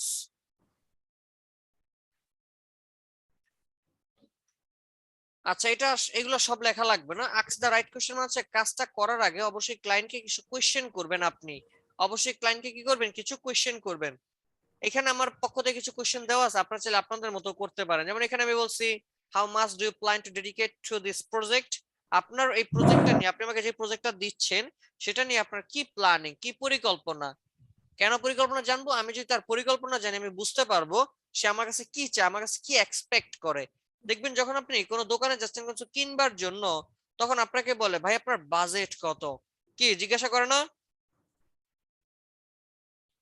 প্রশ্ন, ওই দোকানদার আমাকে এটা কেন জিজ্ঞাসা করে আমার বাজেটের কথা? কারণ সে বাজেট শুনে বুঝতে পারবে আমি কোন কোয়ালিটির কাস্টমার, আমি কি চাই তার কাছে, এবং সে আমাকে কিন্তু সেই রেঞ্জের মধ্যে কাগজ কি বলে জামা কাপড় ঘুরিয়ে ঘুরিয়ে দেখাবে, তাই না? ঠিক তেমনি ক্লায়েন্টকে যখন আপনি জিজ্ঞাসা করবেন যে তোমার প্ল্যান কি, সে যখন বলবে আপনি কিন্তু তার পরিকল্পনা শুনে বুঝতে পারবেন সে আসলে কি চায়, সে বাজেট কেমন দিবে, সে আপনার কাছে কি এক্সপেক্ট করে, আপনি কিন্তু অটোমেটিক বুঝতে পারবেন। সো তার জন্য হলো প্ল্যানিংটা জরুরি। Do you have a fixed deadline or timeline in mind for the project? অর্থাৎ ক্লায়েন্টকে জিজ্ঞাসা করা যে তুমি তোমার এই কাজের জন্য ডেডলাইন কি দিচ্ছ, বা যদি ডেডলাইন না দিয়ে থাকে সেক্ষেত্রে কেমন ডেডলাইন দিবে, বিষয়টা তার সাথে কথাবার্তা বলা। খেয়াল রাখতে হবে যেই ডেডলাইন সে দিচ্ছে বা যেই শেষ সময়টা সে দিচ্ছে কাজটা সাবমিট করার, চেষ্টা করবেন তার আগে সাবমিট করার জন্য। এমন যেন না হয় আপনি সময় নিয়েছে 2 দিন কিন্তু 2 দিনের লোগো শেষ 3 দিনের দিন দিচ্ছেন, হয়তো ক্লায়েন্ট আপনার কাজটা এইবারের মতো নিবে, সেকেন্ড টাইম আর কোনোদিন আপনার কাছে আসবে না, কারণ আপনি পাঞ্চুয়াল, আপনি কথা দিয়ে কথা রাখেন না। সো যত কষ্ট হোক আপনি একদিনে পারলে প্রয়োজন আরেকদিন সময় বাড়িয়ে নেবেন, বা বলবেন আমি 1.5 দিনে দিব, বলবেন আমি 30 ঘন্টায় দিব, এরপর এর আগে সাবমিট করবেন। তাহলে কি ক্লায়েন্ট খুশি হবে যে দেখছো কথা দিয়ে কথা রাখে, ও বলছে 30 ঘন্টার মধ্যে দিবে, ও 25 ঘন্টা পরে দিয়ে দিছে কাজটা, 3 ঘন্টা আগে দিছে। বুঝতে পারছি? জি স্যার। 3 নাম্বার, জি sir. What are your goal and why? তোমার লক্ষ্য কি, তোমার উদ্দেশ্য কি, এবং সেই উদ্দেশ্যটা এই উদ্দেশ্যটাই কেন, তাকে জিজ্ঞাসা করা। এরপর what product or service does your business offer? তুমি তোমার বিজনেস অফারের মধ্যে কি কি প্রোডাক্ট রাখছো, কি কি সার্ভিস রাখছো সেগুলো আমারে বলো। ওই যে বললাম 50 বছর পর সে কি করবে না করবে, এখন তার কি প্রোডাক্ট আছে যদি না জানেন লোগো রিসার্চ কেমনে করবেন আপনি। Who is your target audience and why, and who is your most ideal customer? Ideal বলতে আদর্শ, আদর্শ কাস্টমার বুঝাচ্ছে আদর্শ ভোক্তা, আর টার্গেট বলতে বুঝাচ্ছে যাদেরকে আমি টার্গেট রেখে কাজ করি। ধরেন আমার একটা অনলাইন প্রতিষ্ঠান ই কমার্স, এটা হচ্ছে আমরা অনলাইনে টি শার্ট বিক্রি করি। এখন টি শার্ট কারা পরে, টি শার্ট পরে কারা? জি স্যার আমরা। Young generation sir. কেন বাচ্চারা টি শার্ট পরে না, ও জি স্যার। বুড়োরা টি শার্ট পরে না? পরে। বলতে পারি আমরা তবে মানে মোটামুটি লেভেলে আমরা overall বলতে পারি 4 বছর বয়স থেকে শুরু করে 50 বছর পর্যন্ত, বা 40, মানে 40 তো ধরতেই পারি নাকি, 40-50 বছর পর্যন্ত সবাই টি শার্ট পরে, পরে কিনা? জি স্যার পরে। এই সবাই আমার টার্গেট অডিয়েন্স, বুঝছি?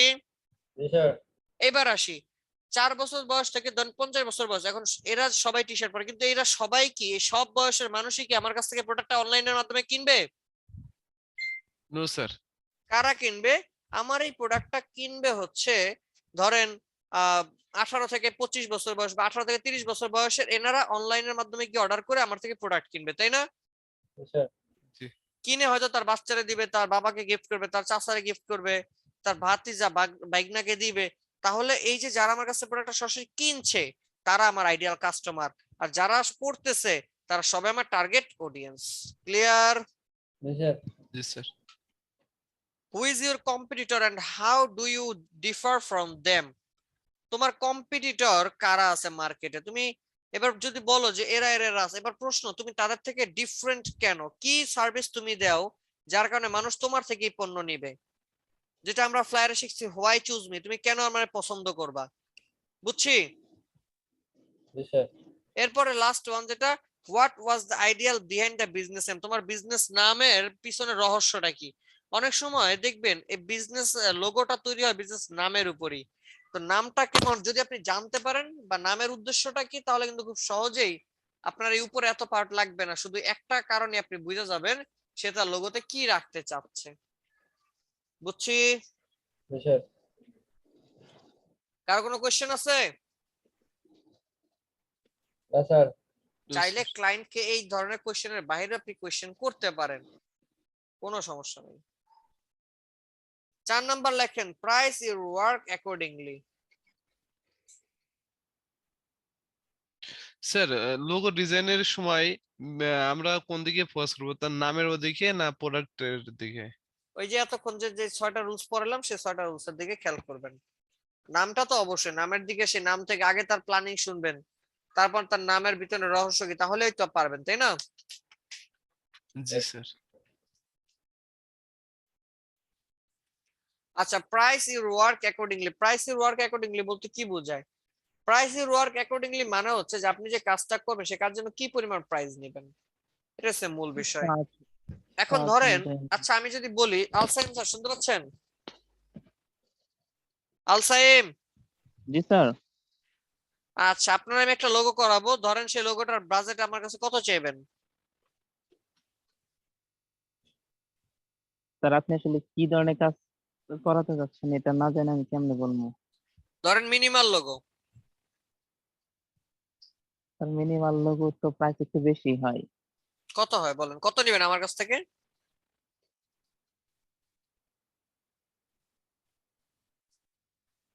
স্যার $300। $300। আচ্ছা, নাইস কনসেপ্ট। তবে খেয়াল রাখতে হবে, আমারে যদি $300 বলেন, আমি আপনারে $30 দেবো না আমার লোগোর জন্য। এবার আসি কেন। স্যার একটা আমি আপনার কোম্পানি, ফ্রি করে দেব। আপনি ফ্রি দিলে আমি আপনারটাও নিব না, কারণ আমি অনুদান নেই না। এবার চলেন, আমি প্রাইজের ওয়ার্ক অ্যাকর্ডিংলি কথা কেন বললাম, স্যার রাগ করলেন নাকি? না স্যার কেন? বুঝানোর ক্ষেত্রে বলতেছি কিন্তু আমি, হ্যাঁ খেয়াল রাখেন, বুঝানোর স্যার, পার্সপেক্টিভ থেকে বলতেছি।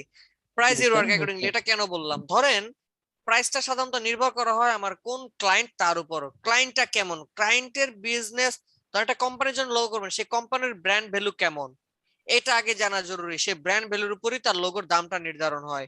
ধরেন বাংলাদেশের কোম্পানি, মনে করেন ওয়ালটন একটা লোগো বানাবে, বা ধরেন গ্রামীণ ফোন, আপনি গিয়ে বললেন যে ভাই আমি তোমার লোগোটা বানিয়ে দিব। সে বললো তুমি কত টাকা চাও, আপনি একটা প্রাইস বলবেন, এর মধ্যে দেখলেন নীলক্ষেত থেকে একজন গেছে যে লোগো বানায় দিবে, বা হচ্ছে ফার্মগেট থেকে গেছে লোগো বানায় দিবে লোগোটা, সে বলতেছে আমিও ভাই আমিও আপনার জন্য একটা লোগো বানায় দিব, নিবেন নাকি আমার কাছ থেকে? গ্রামীণ ফোন বলতেছে আচ্ছা বলো তুমি কত নিবা, তুমি কত নিবা? তো ফার্মগেট ওয়ালা বলতেছে ভাই আমার বেশি না, 200 টাকা দিলেই হইবে, আমি সুন্দর একটা লোগো বানায় দিব, চকচক করবে, সময় 1 ঘন্টা দিলেই হবে। এটা ফার্মগেটের লোক বললো।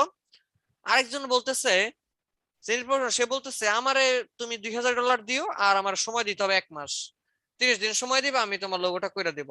এবার আপনার কাছে আমার প্রশ্ন, গ্রামীণ ফোন কারে কাজ দিবে? $2000 স্যার। প্রশ্ন $2000 কেন? 30 দিন সময়। প্রশ্ন কেন? স্যার, কারণ সে অনেক বাড়তি।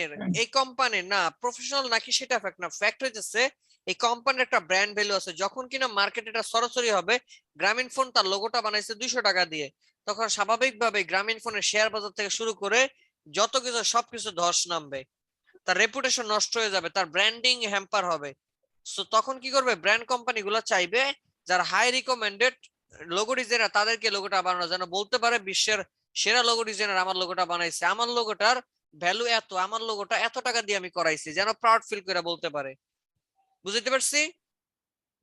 জি স্যার। ভিন্ন চিত্রতে যদি কিনা এমন হয়, ধরেন আপনার এলাকার মুদি দোকানদার, তার জন্য একটা লোগো বানাবেন, ধরেন মুদি দোকানদার লোগো বানাবে, আপনি গিয়ে বলতেছেন যে আমি তোমার জন্য লোগো বানায় দিব, বলতেছে কত টাকা চাও মামা, আপনি কইলেন আমার বেশি না $300 দিয়েন। এবার বলেন সে মুদি দোকানদার কি আপনারে লোগো করাবে না কি করবে বলেন তো?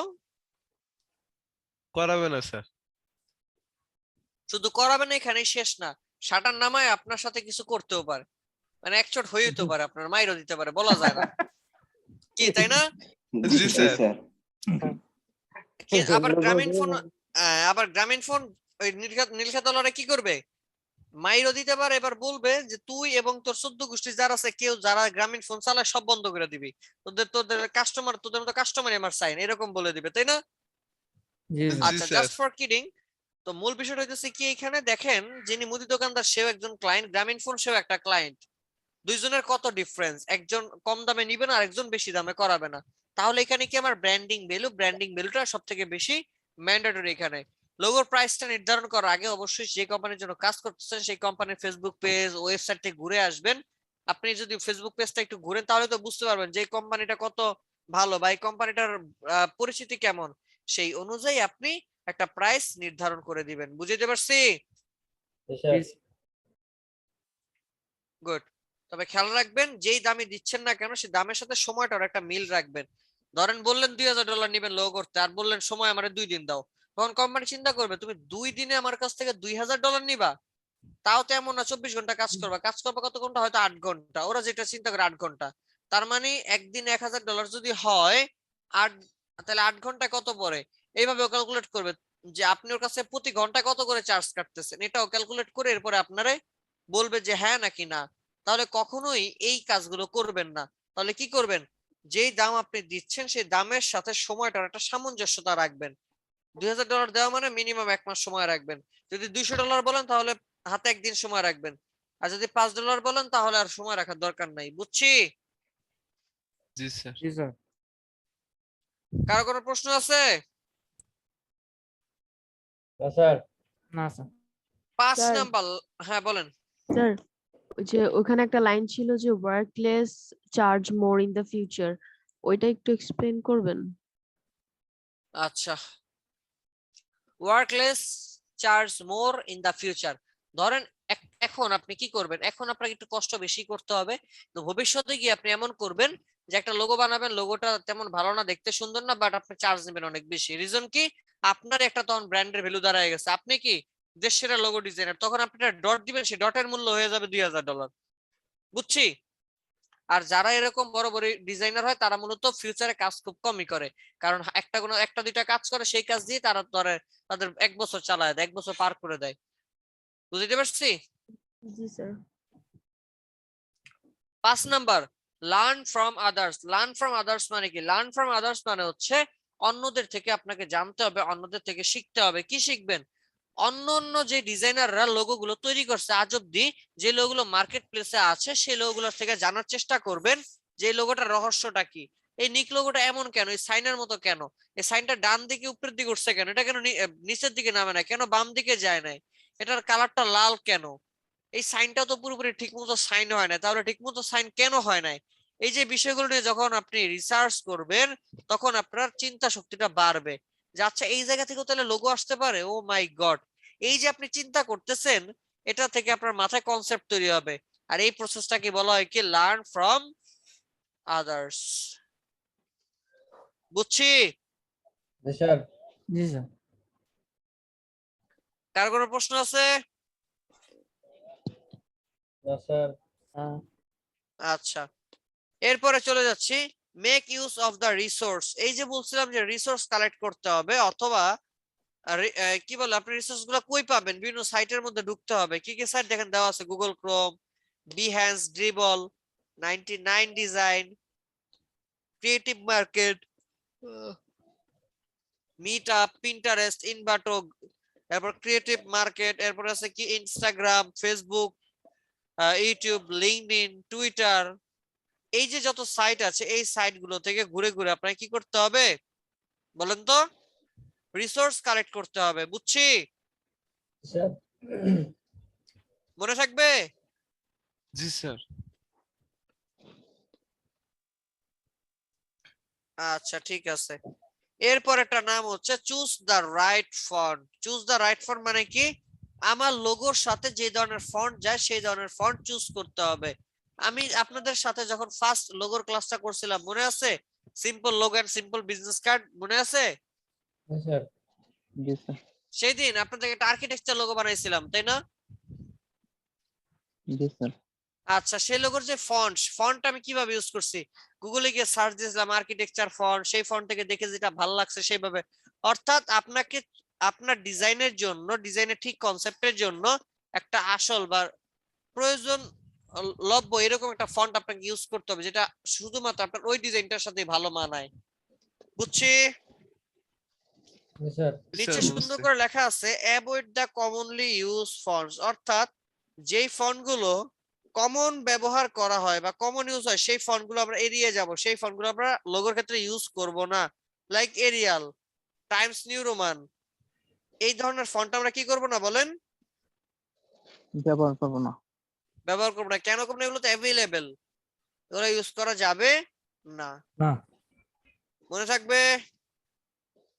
জি স্যার। জি স্যার। আচ্ছা ঠিক আছে।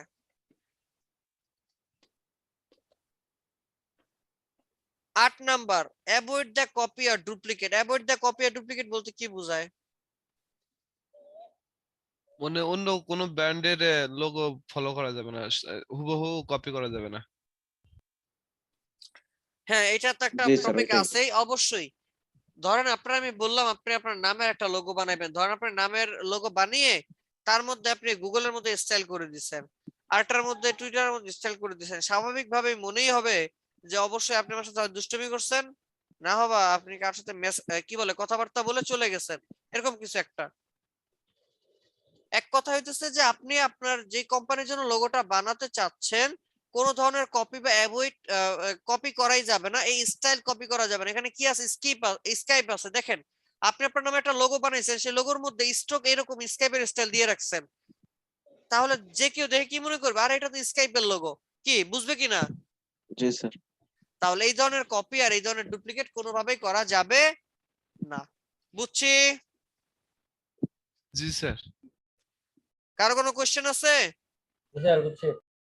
হ্যাঁ, আমরা তো অবশ্যই ডিজাইন তো ট্রেস করবে, কেন করব? শেখার জন্য ট্রেস করব, তবে কাজ করার সময় আর ট্রেস করব না।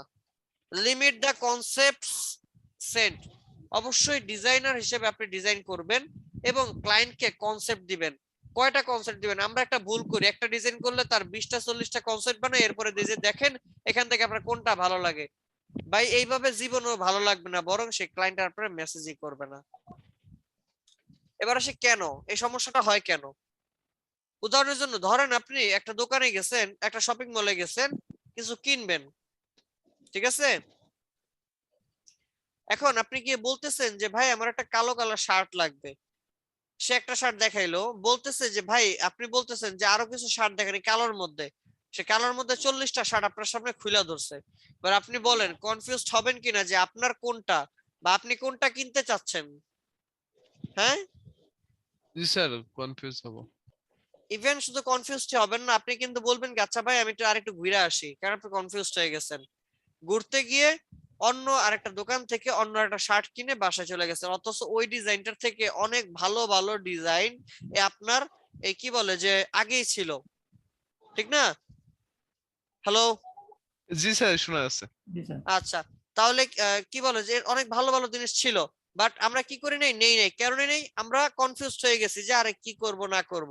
ঠিক তেমনই ক্লায়েন্টকে যখন কাজ দিবেন তখন কনফিউজ করা যাবে না, এই জন্য খুব কম সংখ্যক হচ্ছে কনসেপ্ট তাকে দিতে হবে। কয়টা এখানে দেওয়াই আছে, দেখেন 1 থেকে 3টা, সর্বোচ্চ 1 থেকে 3টা কনসেপ্ট আমরা সেন্ড করব। একই কনসেপ্টের কয়টা ডিজাইন সেন্ড করব তাকে?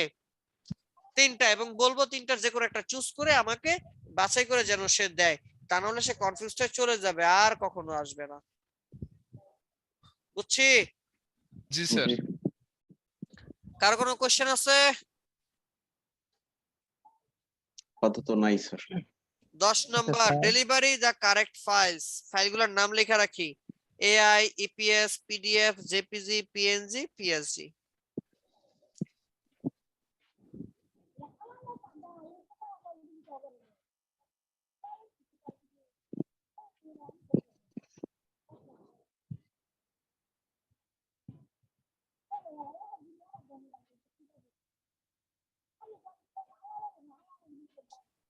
লেখা হইলে বললেন। জি স্যার। কি কি ফাইল আমি আরেকবার নাম বলতেছি, AI, EPS, PDF, JPG, PNG, আরেকটা আর আর কি আছে, পিএসডি, তাই না?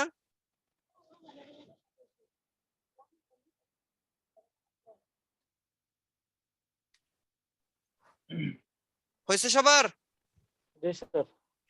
আচ্ছা, ডকুমেন্টের সাইজ যখন ডিজাইনটা করবেন লিখে রাখি, লোগো করতে গেলে ডকুমেন্টের সাইজ দুই ভাবে নেওয়া যায়, 1500 ইন্টু 1500 পিক্সেল আর 2000 ইন্টু 2000 পিক্সেল। কালার মোড সবসময় আরজিবি।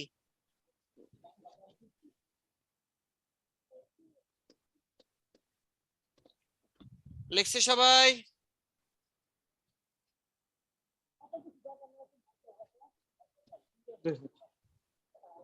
গুড। স্যার, এরা যদি প্রিন্টের ক্ষেত্রে হয় তাহলে তো সিএমওয়াই কে দেওয়া লাগবে না? জেপিজি কখনো প্রিন্ট হয় না স্যার, প্রিন্ট হয় হচ্ছে ইপিএস আর পিডিএফ। ও স্যার লোগো আর কি? কালার মোড হবে আরজিবি, লিখে রাখি। তাহলে আমার ডিজাইনের ডকুমেন্টের সাইজ কত হবে? 1500 ইন্টু 1500 অথবা 2000 বাই 2000। কালার মোড হবে আরজিবি, রেজুলেশন কত? 300।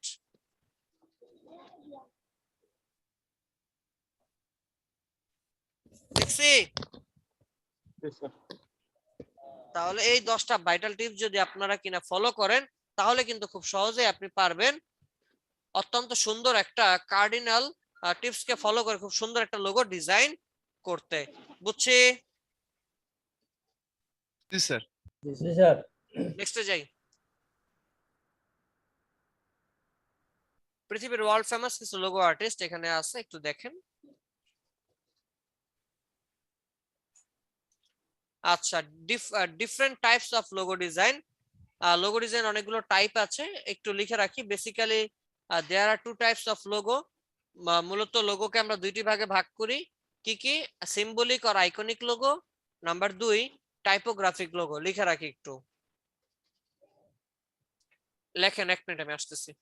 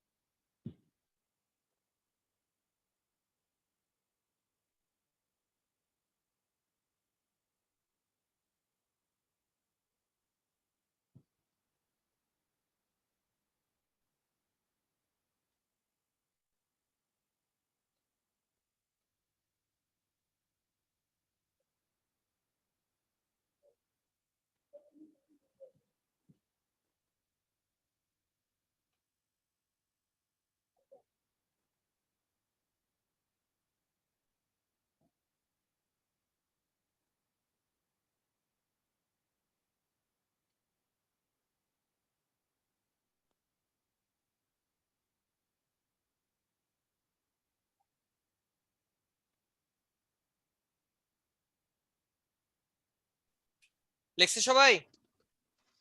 জি স্যার। জি স্যার, লিখেছি। আচ্ছা ঠিক আছে, দেখি একটু। সিম্বলিক আর আইকনিক বলতে কি বোঝায়? এমন লোগো যার মধ্যে শুধু সিম্বল থাকবে। কি থাকবে? শুধু সিম্বল থাকবে। যেমন ধরেন অ্যাপেলের লোগো, অ্যাপেলের লোগোটার মধ্যে কি আছে? শুধু সিম্বল আছে, তাই না? এরপরে নিকের লোগো কি আছে? শুধু সিম্বল আছে।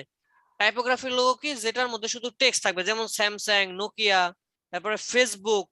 এই লোগোগুলা কি? শুধু টেক্সট। বুঝছি? জি স্যার। জি sir.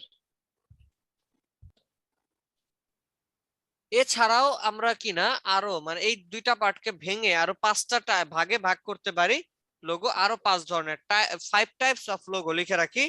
Symbolic, number 2 word mark, number 3 letter mark, number 4 combination বা কম্বিনেশন, যেটা নাম্বার 5 কি? এমব্লেম। লিখে রাখি।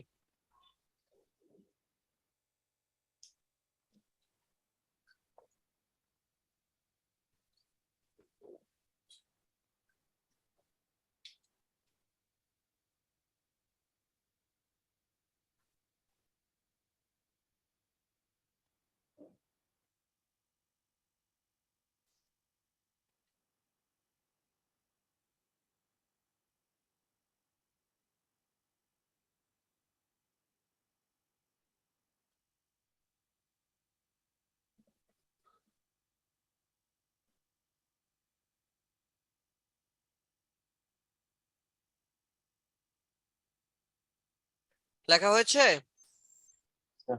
জি স্যার। চলেন একটু দেখি কোনটা কি।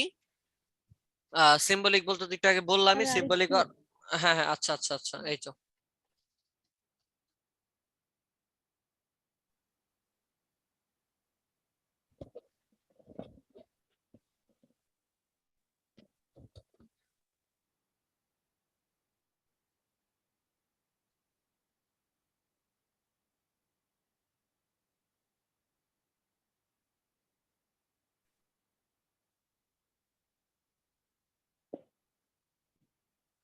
হয়েছে sir.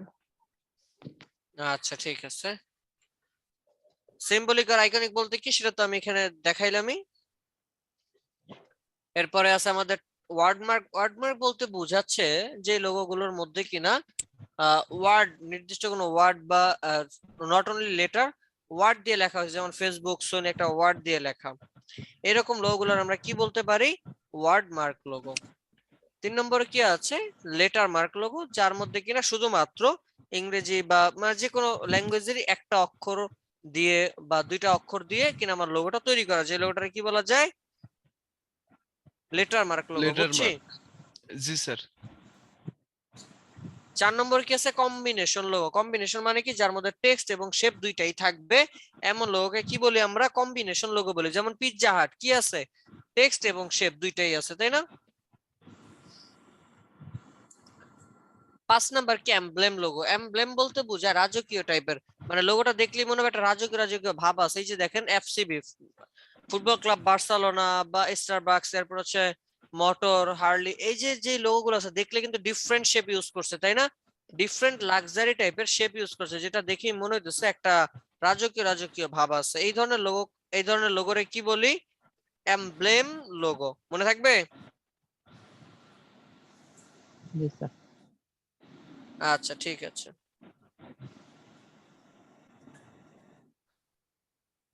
Colour concept development. Concept ডেভেলপমেন্টের জন্য এখানে একটা কনসেপ্ট আছে, কিভাবে কি আসতে পারে দেখেন। একটা লোগোর নাম লেখা আছে, নাম কি? নিউট্রি। ক্লায়েন্ট সব বলা আছে। স্লোগান কি? পাস্তুরিত মিল্ক। এরপর হচ্ছে colour preference cyan, blue, white, industry, dairy, agro. দেখেন কিভাবে করছে একটা কনসেপ্ট, একটু দেখেন মনোযোগ দিয়ে। প্রথমে কি করছে?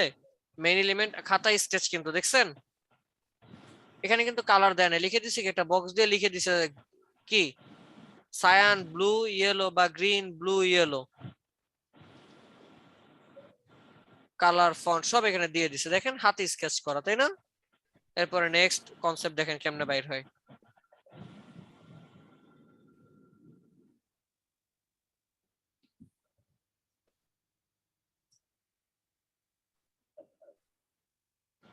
বুঝতে পারতেছেন? জি স্যার।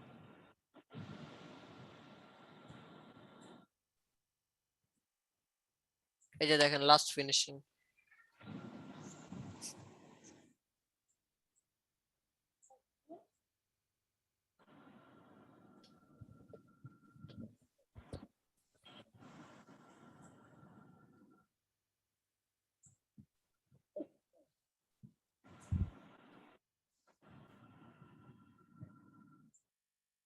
এই হলো। এরপর ইলাস্ট্রেটরে নিয়ে এটাকে ঠিক মতো কাজ করছে। বুঝছে এবার আমি? তাহলে এইভাবে স্টেপ বাই স্টেপ ধাপে ধাপে আসতে হবে। বুঝতে পারছি?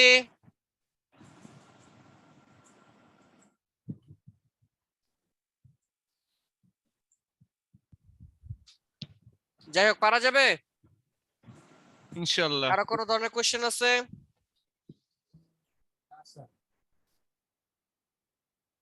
না স্যার। কারো কোনো কোশ্চেন আছে? স্যার এই কাস্টমার কোন ধরনের লোগো চাই, এটা কি কাস্টমারই নির্ধারণ করে দেবে না আমরা? অনেক সময় কাস্টমার নির্ধারণ করে দেয়, অনেক সময় আপনাকে তার কনসেপ্ট শুনে বুঝতে হবে যে এটা আসলে আমরা কাস্টমার কোন সাজেস্ট ধরনের করবো তাকে, চাচ্ছে। তাই তো? হ্যাঁ, তাকে সাজেস্ট করবেন, তুমি এইটা নিতে, তুমি এটা নিতে, এইরকম। আমরা এখানে যে লোগোগুলো জানলাম, এটা স্যার আরো বেশ কিছু টাইপস অফ আছে, সেগুলো আমি একটু দেখাই দিচ্ছি আপনাদেরকে, ঠিক আছে?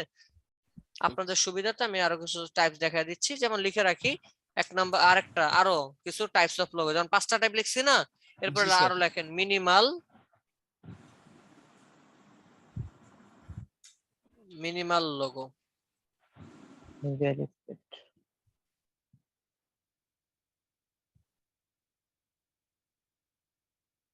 লাইক এই ধরনের লোগো গুলো কি বলা যায়? Minimal logo. এই যে দেখেন, দেখছেন এই ধরনের লোগো গুলো কি বলা যায়? Minimal logo. চলে যাবেন ড্রিবলে। কই যাবেন? ড্রিবল।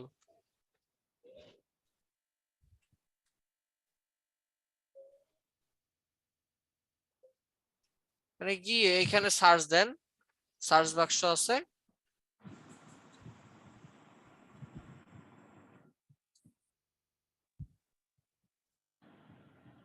কারণ আসুক। এখানে সার্চ দিলাম কি? Minimal logo.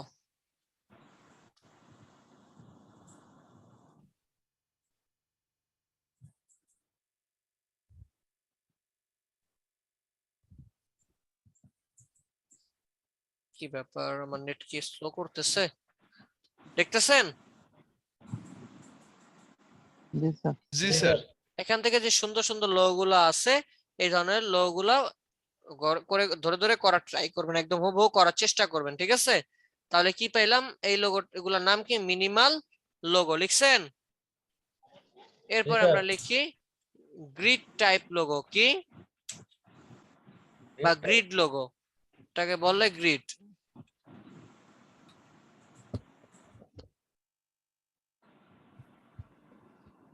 গ্রিড লোগো দেখি, গ্রিড লোগো এখানে ভালো আসে না। আমি গুগলে গিয়ে যদি সার্চ দেই তাহলে পেয়ে যাবেন। মূলত গ্রাফ পেপার চিনি আমরা, গ্রাফ পেপার। জি স্যার। সেই ভিতরে যে স্কেচ গুলো থাকে না, ওর মধ্যে করে যে লোগোগুলো তৈরি করা হয়, যেমন স্ট্রোক নিয়ে বা শুধুমাত্র পাত নিয়ে।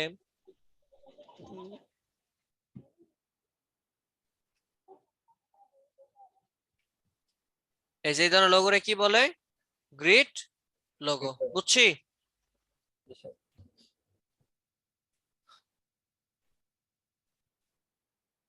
তাহলে লিখছি আমরা গ্রিড লোগো। আচ্ছা, এরপরে এরপরে লেখেন নেগেটিভ স্পেস লোগো। নাম কি? Negative space logo. হ্যাঁ,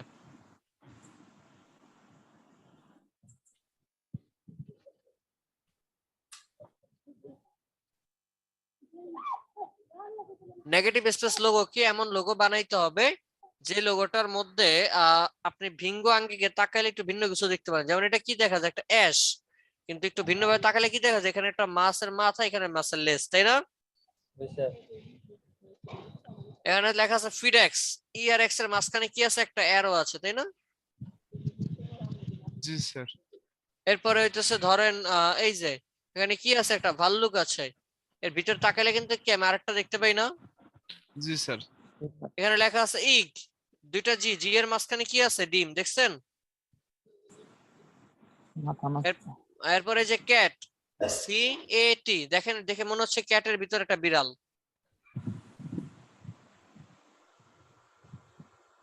তারপরে যে দেখেন কি লেখছে? Candle maker. এই যে দুইটা হাতের সামঞ্জস্য, এমন মনে হচ্ছে এখানে একটা মোমবাতি, মোমবাতির আগুনেরটা, মোমবাতির আগুনটা আর কি। এই যে এখানে দেখেন 3 আর 6, এখানে কি 3 লিখছে, বাট দেখে মনে হচ্ছে কি 63 বা 6 আর 3, তাই না? তাহলে এই ধরনের লোগোরে কি বলা হয়? Negative space negative logo. Space logo. মনে থাকবে? ইনশাআল্লাহ। এরপরে লেখেন ওয়াটার কালার লোগো।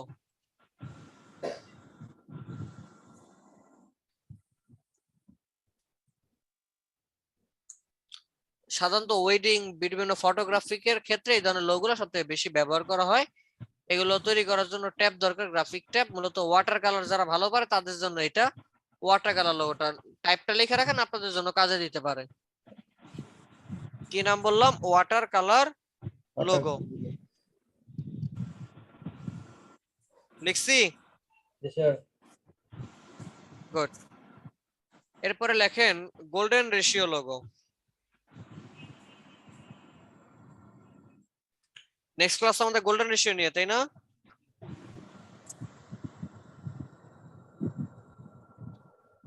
লিখছি golden ratio logo. Golden ratio দেখছি একটা। বুঝি নাই। গোল্ডেন রেশিওর ক্লাস দেখছিলাম ম্যাডামের। আচ্ছা, তো ভালোই হইলো।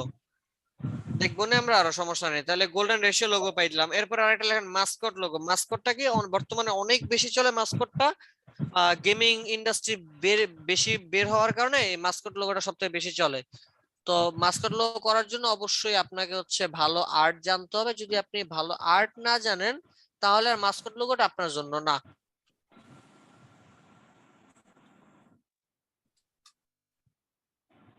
এই ধরনের লোগোরে কি বলা হয়? লোগো শেখার হ্যাঁ। খুব ইচ্ছা, মানে এই গেমিং টাইপের ইয়েগুলো। আচ্ছা, এগুলোর জন্য ওই যে ভালো স্কেচ জানতে হয়, কারণ এগুলো আগে স্কেচ করতে হয়। স্কেচ করবার পরে আমরা হচ্ছে কি বলে স্কেচ করতে হয়। সেই স্কেচ যদি আমরা ভালো করতে পারি তাহলে গ্রাফিক ট্যাব ইউজ করে দেন তার উপর করতে হয়। বুঝতে পারছি? স্যার ওই ল্যাপটপের সাথে যে এক্সট্রা গ্রাফিকের প্যাড ইউজ করে, ওটা দিয়েও কি এই ধরনের আর্ট গুলো করা করা যায় যায়? করা যায়, তবে ওইটা কিসের উপর করে? আগে তো খাতায় স্কেচ করতে হয়, সেই স্কেচটাকে ছবি তুলে জি স্যার, হ্যাঁ গ্রাফিক হ্যাঁ ট্যাব বা আদার্স অন্য কোথাও নিয়ে সেখান থেকে করতে হয়, বুঝছেন? হ্যাঁ হ্যাঁ, জি আচ্ছা আচ্ছা। ঠিক আছে। তো এই যে আমরা লোগোগুলো দেখলাম, নামগুলা মনে থাকবে তো নাকি? ইনশাল্লাহ। তার মানে 5টা টাইপের বাহিরেও, এই যে আমি এগুলা বললাম এগুলা কিন্তু ওই 5টা টাইপের মধ্যেই আর কি পড়ে, বাট এগুলো আর কি আরো আরো ভেঙে দিছি, হ্যাঁ। আচ্ছা যাই হোক, আপনাদের হোমওয়ার্ক একটু নোট করেন।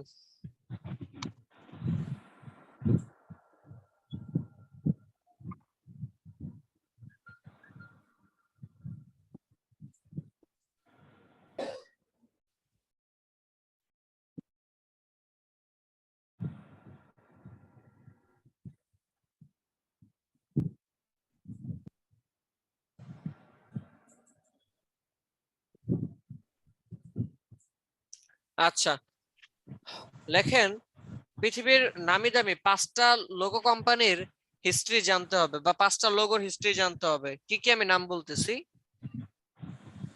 নাম্বার 1 অ্যাপেল, মানে আইফোন। আমি নেক্সট ক্লাস জিজ্ঞাসা করব, এগুলো বলতে হবে।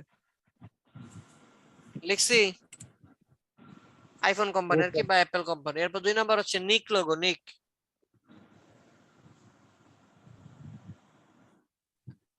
তারপরে 3 নাম্বারে হইতাছে অ্যামাজন।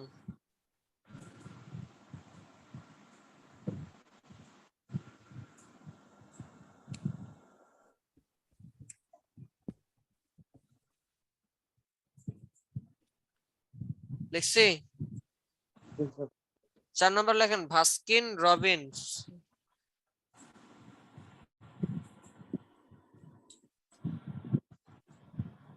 স্যার এটি কি বলছেন?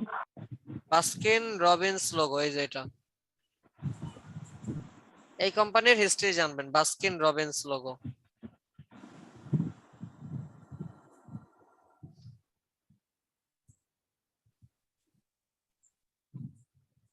এরপরে এটার নাম আজকে ফার্স্ট টাইম শুনলাম, এটা কিসের কোম্পানি? সেটাই তো নিজেরা রিসার্চ করে নেবার, বাকি এখন আমি বলবো না তো। আচ্ছা আচ্ছা ঠিক আছে স্যার। এরপরে আরেকটা লেখেন ক্রিয়েটিভ আইট ইনস্টিটিউটের লোগো, আপনাদের প্রতিষ্ঠানের লোগো। এই 5টা কোম্পানির লোগোর হিস্ট্রি জানবেন, যে লোগোটার মূল উদ্দেশ্যটা কি ছিল বা রহস্যটা কি, কিভাবে লোগোটা তৈরি করা হয়েছে, এই হিস্ট্রিটা জানবেন, মনে থাকবে? স্যার ক্রিয়েটিভিটির রহস্য কে বলবে স্যার? উইকিপিডিয়াতে সার্চ দেন, গুগল করেন, দেখেন পান কিনা। না পাইলে তো আমি আছি নাকি, আমি আচ্ছা বলবো নেক্সট ক্লাসে, বাট চেষ্টা করেন, এরপরে না হলে আমি বলবো, হ্যাঁ। আচ্ছা স্যার, জি স্যার। লিখছি এগুলো তো হচ্ছে শুধু পড়বেন, লেখা লাগবে না কোনো কিছু, শুধু পড়ে মুখস্থ রাখবেন আর আমারে নেক্সট ক্লাসে বলবেন, পারবেন না? ইনশাআল্লাহ আচ্ছা এবার আসি প্র্যাকটিক্যাল কি দিব। প্র্যাকটিক্যাল লিখে রাখি মিনিমাল, মিনিমাল লোগো দেখছি না? তো হ্যাঁ মিনিমাল লোগো লেখে ইয়া। আচ্ছা একটা কাজ করেন, মডিউলে ফেরত যাই, মডিউল ধরে দেই, মডিউলের বাইরে দিব না কিছু। এখানে যাবেন, ড্রিবলে যাবেন, ড্রিবলে যাবেন, অন্য কোথাও না। সাইটটার নাম লেখা রাখেন, নাম কি? গুগল। ড্রিবল।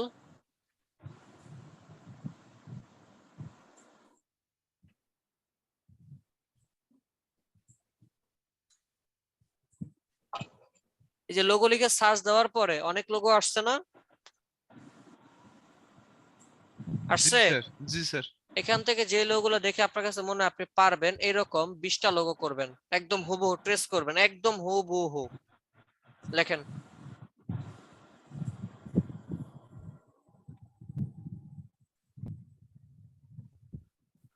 কয়টা? 20টা। একদম হুবহু যা আছে হুবহু করার ট্রাই করবেন, এরকম হুবহু করার ট্রাই করবেন। কিভাবে করছে, এটা গ্রিড দিয়ে করছে না কি দিয়ে করছে? 20টা লোগো করার ট্রাই করবেন একদম হুবহু ধরে। বুঝি নাই? লেখা হয়েছে সবার? জি স্যার। আচ্ছা এরপরে এই 20টাকে বাদ দিয়ে অন্য আরো 10টা লোগো হাতে স্কেচ করবেন। কই স্কেচ করবেন? খাতার মধ্যে, খাতায় পেন্সিল দিয়ে অবশ্যই। যদি কেউ দেখছি কলম ইউজ করছেন তাহলে খবর আছে, বলে দিলাম। এই যে 20টা লোগো করবেন সেই 20টা বাদ দিয়ে এরপরে পেন্সিল দিয়ে খাতার মধ্যে আঁকবেন আরো 10টা, মনে থাকবে? জি স্যার। বাস, বুঝছি সবাই? জি স্যার, পারবেন? ইনশাআল্লাহ। বাকিরা কথা কন, একজনই কইলো। অবশ্যই স্যার, অবশ্যই স্যার। ইনশাআল্লাহ। আমি বারবার বলতেছি নিজের থেকে কিচ্ছু করবেন না, নিজের থেকে একটা ডটও দিবেন না, যা আছে হুবহু করার ট্রাই করবেন। কালারটা পর্যন্ত এখান থেকে আইড্রপার দিয়ে পিক করে নেওয়ার চেষ্টা করবেন। আর যেটা বলছে যে হাতে স্কেচ করবেন সেটা ধরে ধরে মানে দেখবেন কিভাবে করছে, একটু হাতে স্কেচ করার ট্রাই করবেন। ধরেন এই যে এই ধরনের যে মাস্কট লোগো গুলা, তো দেখবেন হাতে যে এটা হাতে করা যায় কিনা, দেখবেন হাতে স্কেচ এটা করা যায় কিনা, এই ধরনের লোগো হাতে স্কেচ করার ট্রাই করবেন। বুঝছি? একদম খাতা স্কেচ করবেন, খাতা স্কেচ করে সেটা ছবি তুলে গ্রুপে পোস্ট করবেন। আর এক পেজে যেন একটাই থাকে, এমন যেন যে এক পেজে 10টা করে এরপর একসাথে দিছি না। বুঝছি? জি স্যার।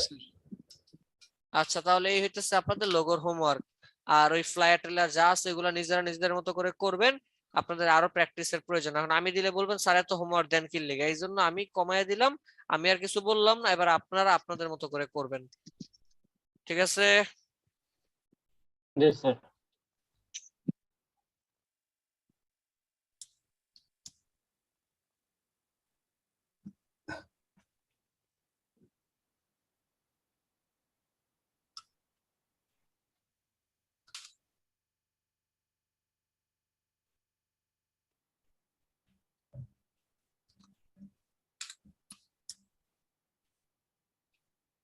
স্যার ক্রিয়েটিভ আইটি উইকিপিডিয়ায় রেকর্ডেড হয়েছে স্যার? দেখেন না সার্চ করে।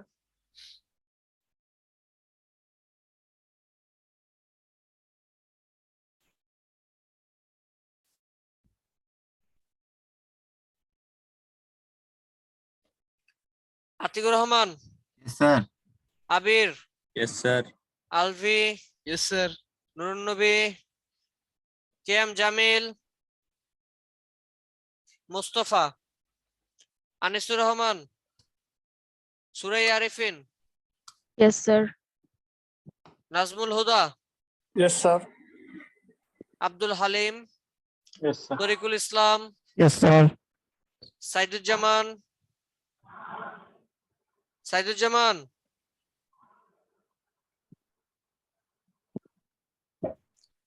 আচ্ছা, শাকিল ইসলাম, শাকিল ইসলাম নাই? স্যার হ্যাঁ, সাইদুজ্জামান, সাইদুজ্জামানের আচ্ছা, নেট নেট চলে গেছে। স্যার সারা তাসমিন উর্মি, মেসেজ দিয়েছে। হ্যাঁ হ্যাঁ পাইছি। সৌরভ সরকার, সৌরভ সরকার আসছিল তো, কই গেল? নুর ইসলাম লিমন, সারওয়ার জাহান ভুইয়া, আছি স্যার। সাইদুর রহমান শিশির, শিশির, রাইহানুল ইসলাম, প্রেজেন্ট স্যার। আচ্ছা, মনিরুজ্জামান ফুল, স্যার আছি স্যার। ফারজানা আক্তার, সঞ্চয় ফেরদৌস, আল সাইম, জি স্যার। মাহফুজুর রহমান সজীব, স্যার আছি স্যার। আচ্ছা, এমডি রিয়াদ, রিয়াদ কই ছিল তো? সাইফ খান, এমডি সাইফ খান কই গেল? এনারা আসছিল, কোথায় গেল এখন? Mehedi Hasan, yes sir. সারা তাসনিম,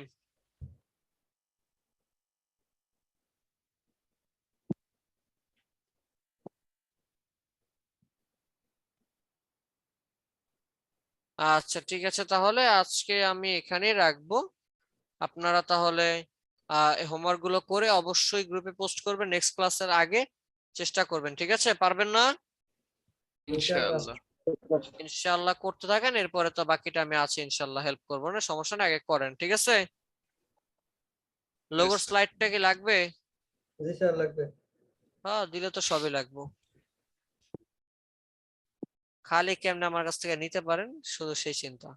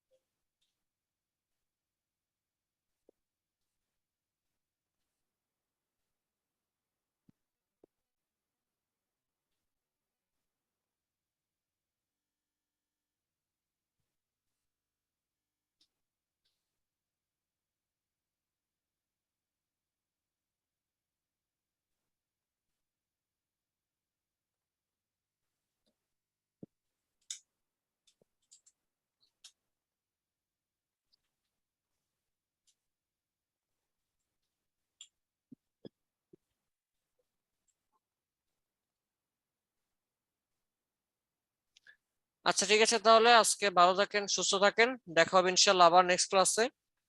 আল্লাহ হাফেজ, আসসালামু আলাইকুম। আসসালামু আলাইকুম। অবশ্যই অবশ্যই হোমওয়ার্ক গুলা করে গ্রুপে আপলোড দিয়েন। সবাইরে বলতেছি রিকোয়েস্ট। জি স্যার। আসসালামু আলাইকুম। ইনশাআল্লাহ। আসসালামু আলাইকুম। ওয়ালাইকুম আসসালাম। আসসালামু আলাইকুম।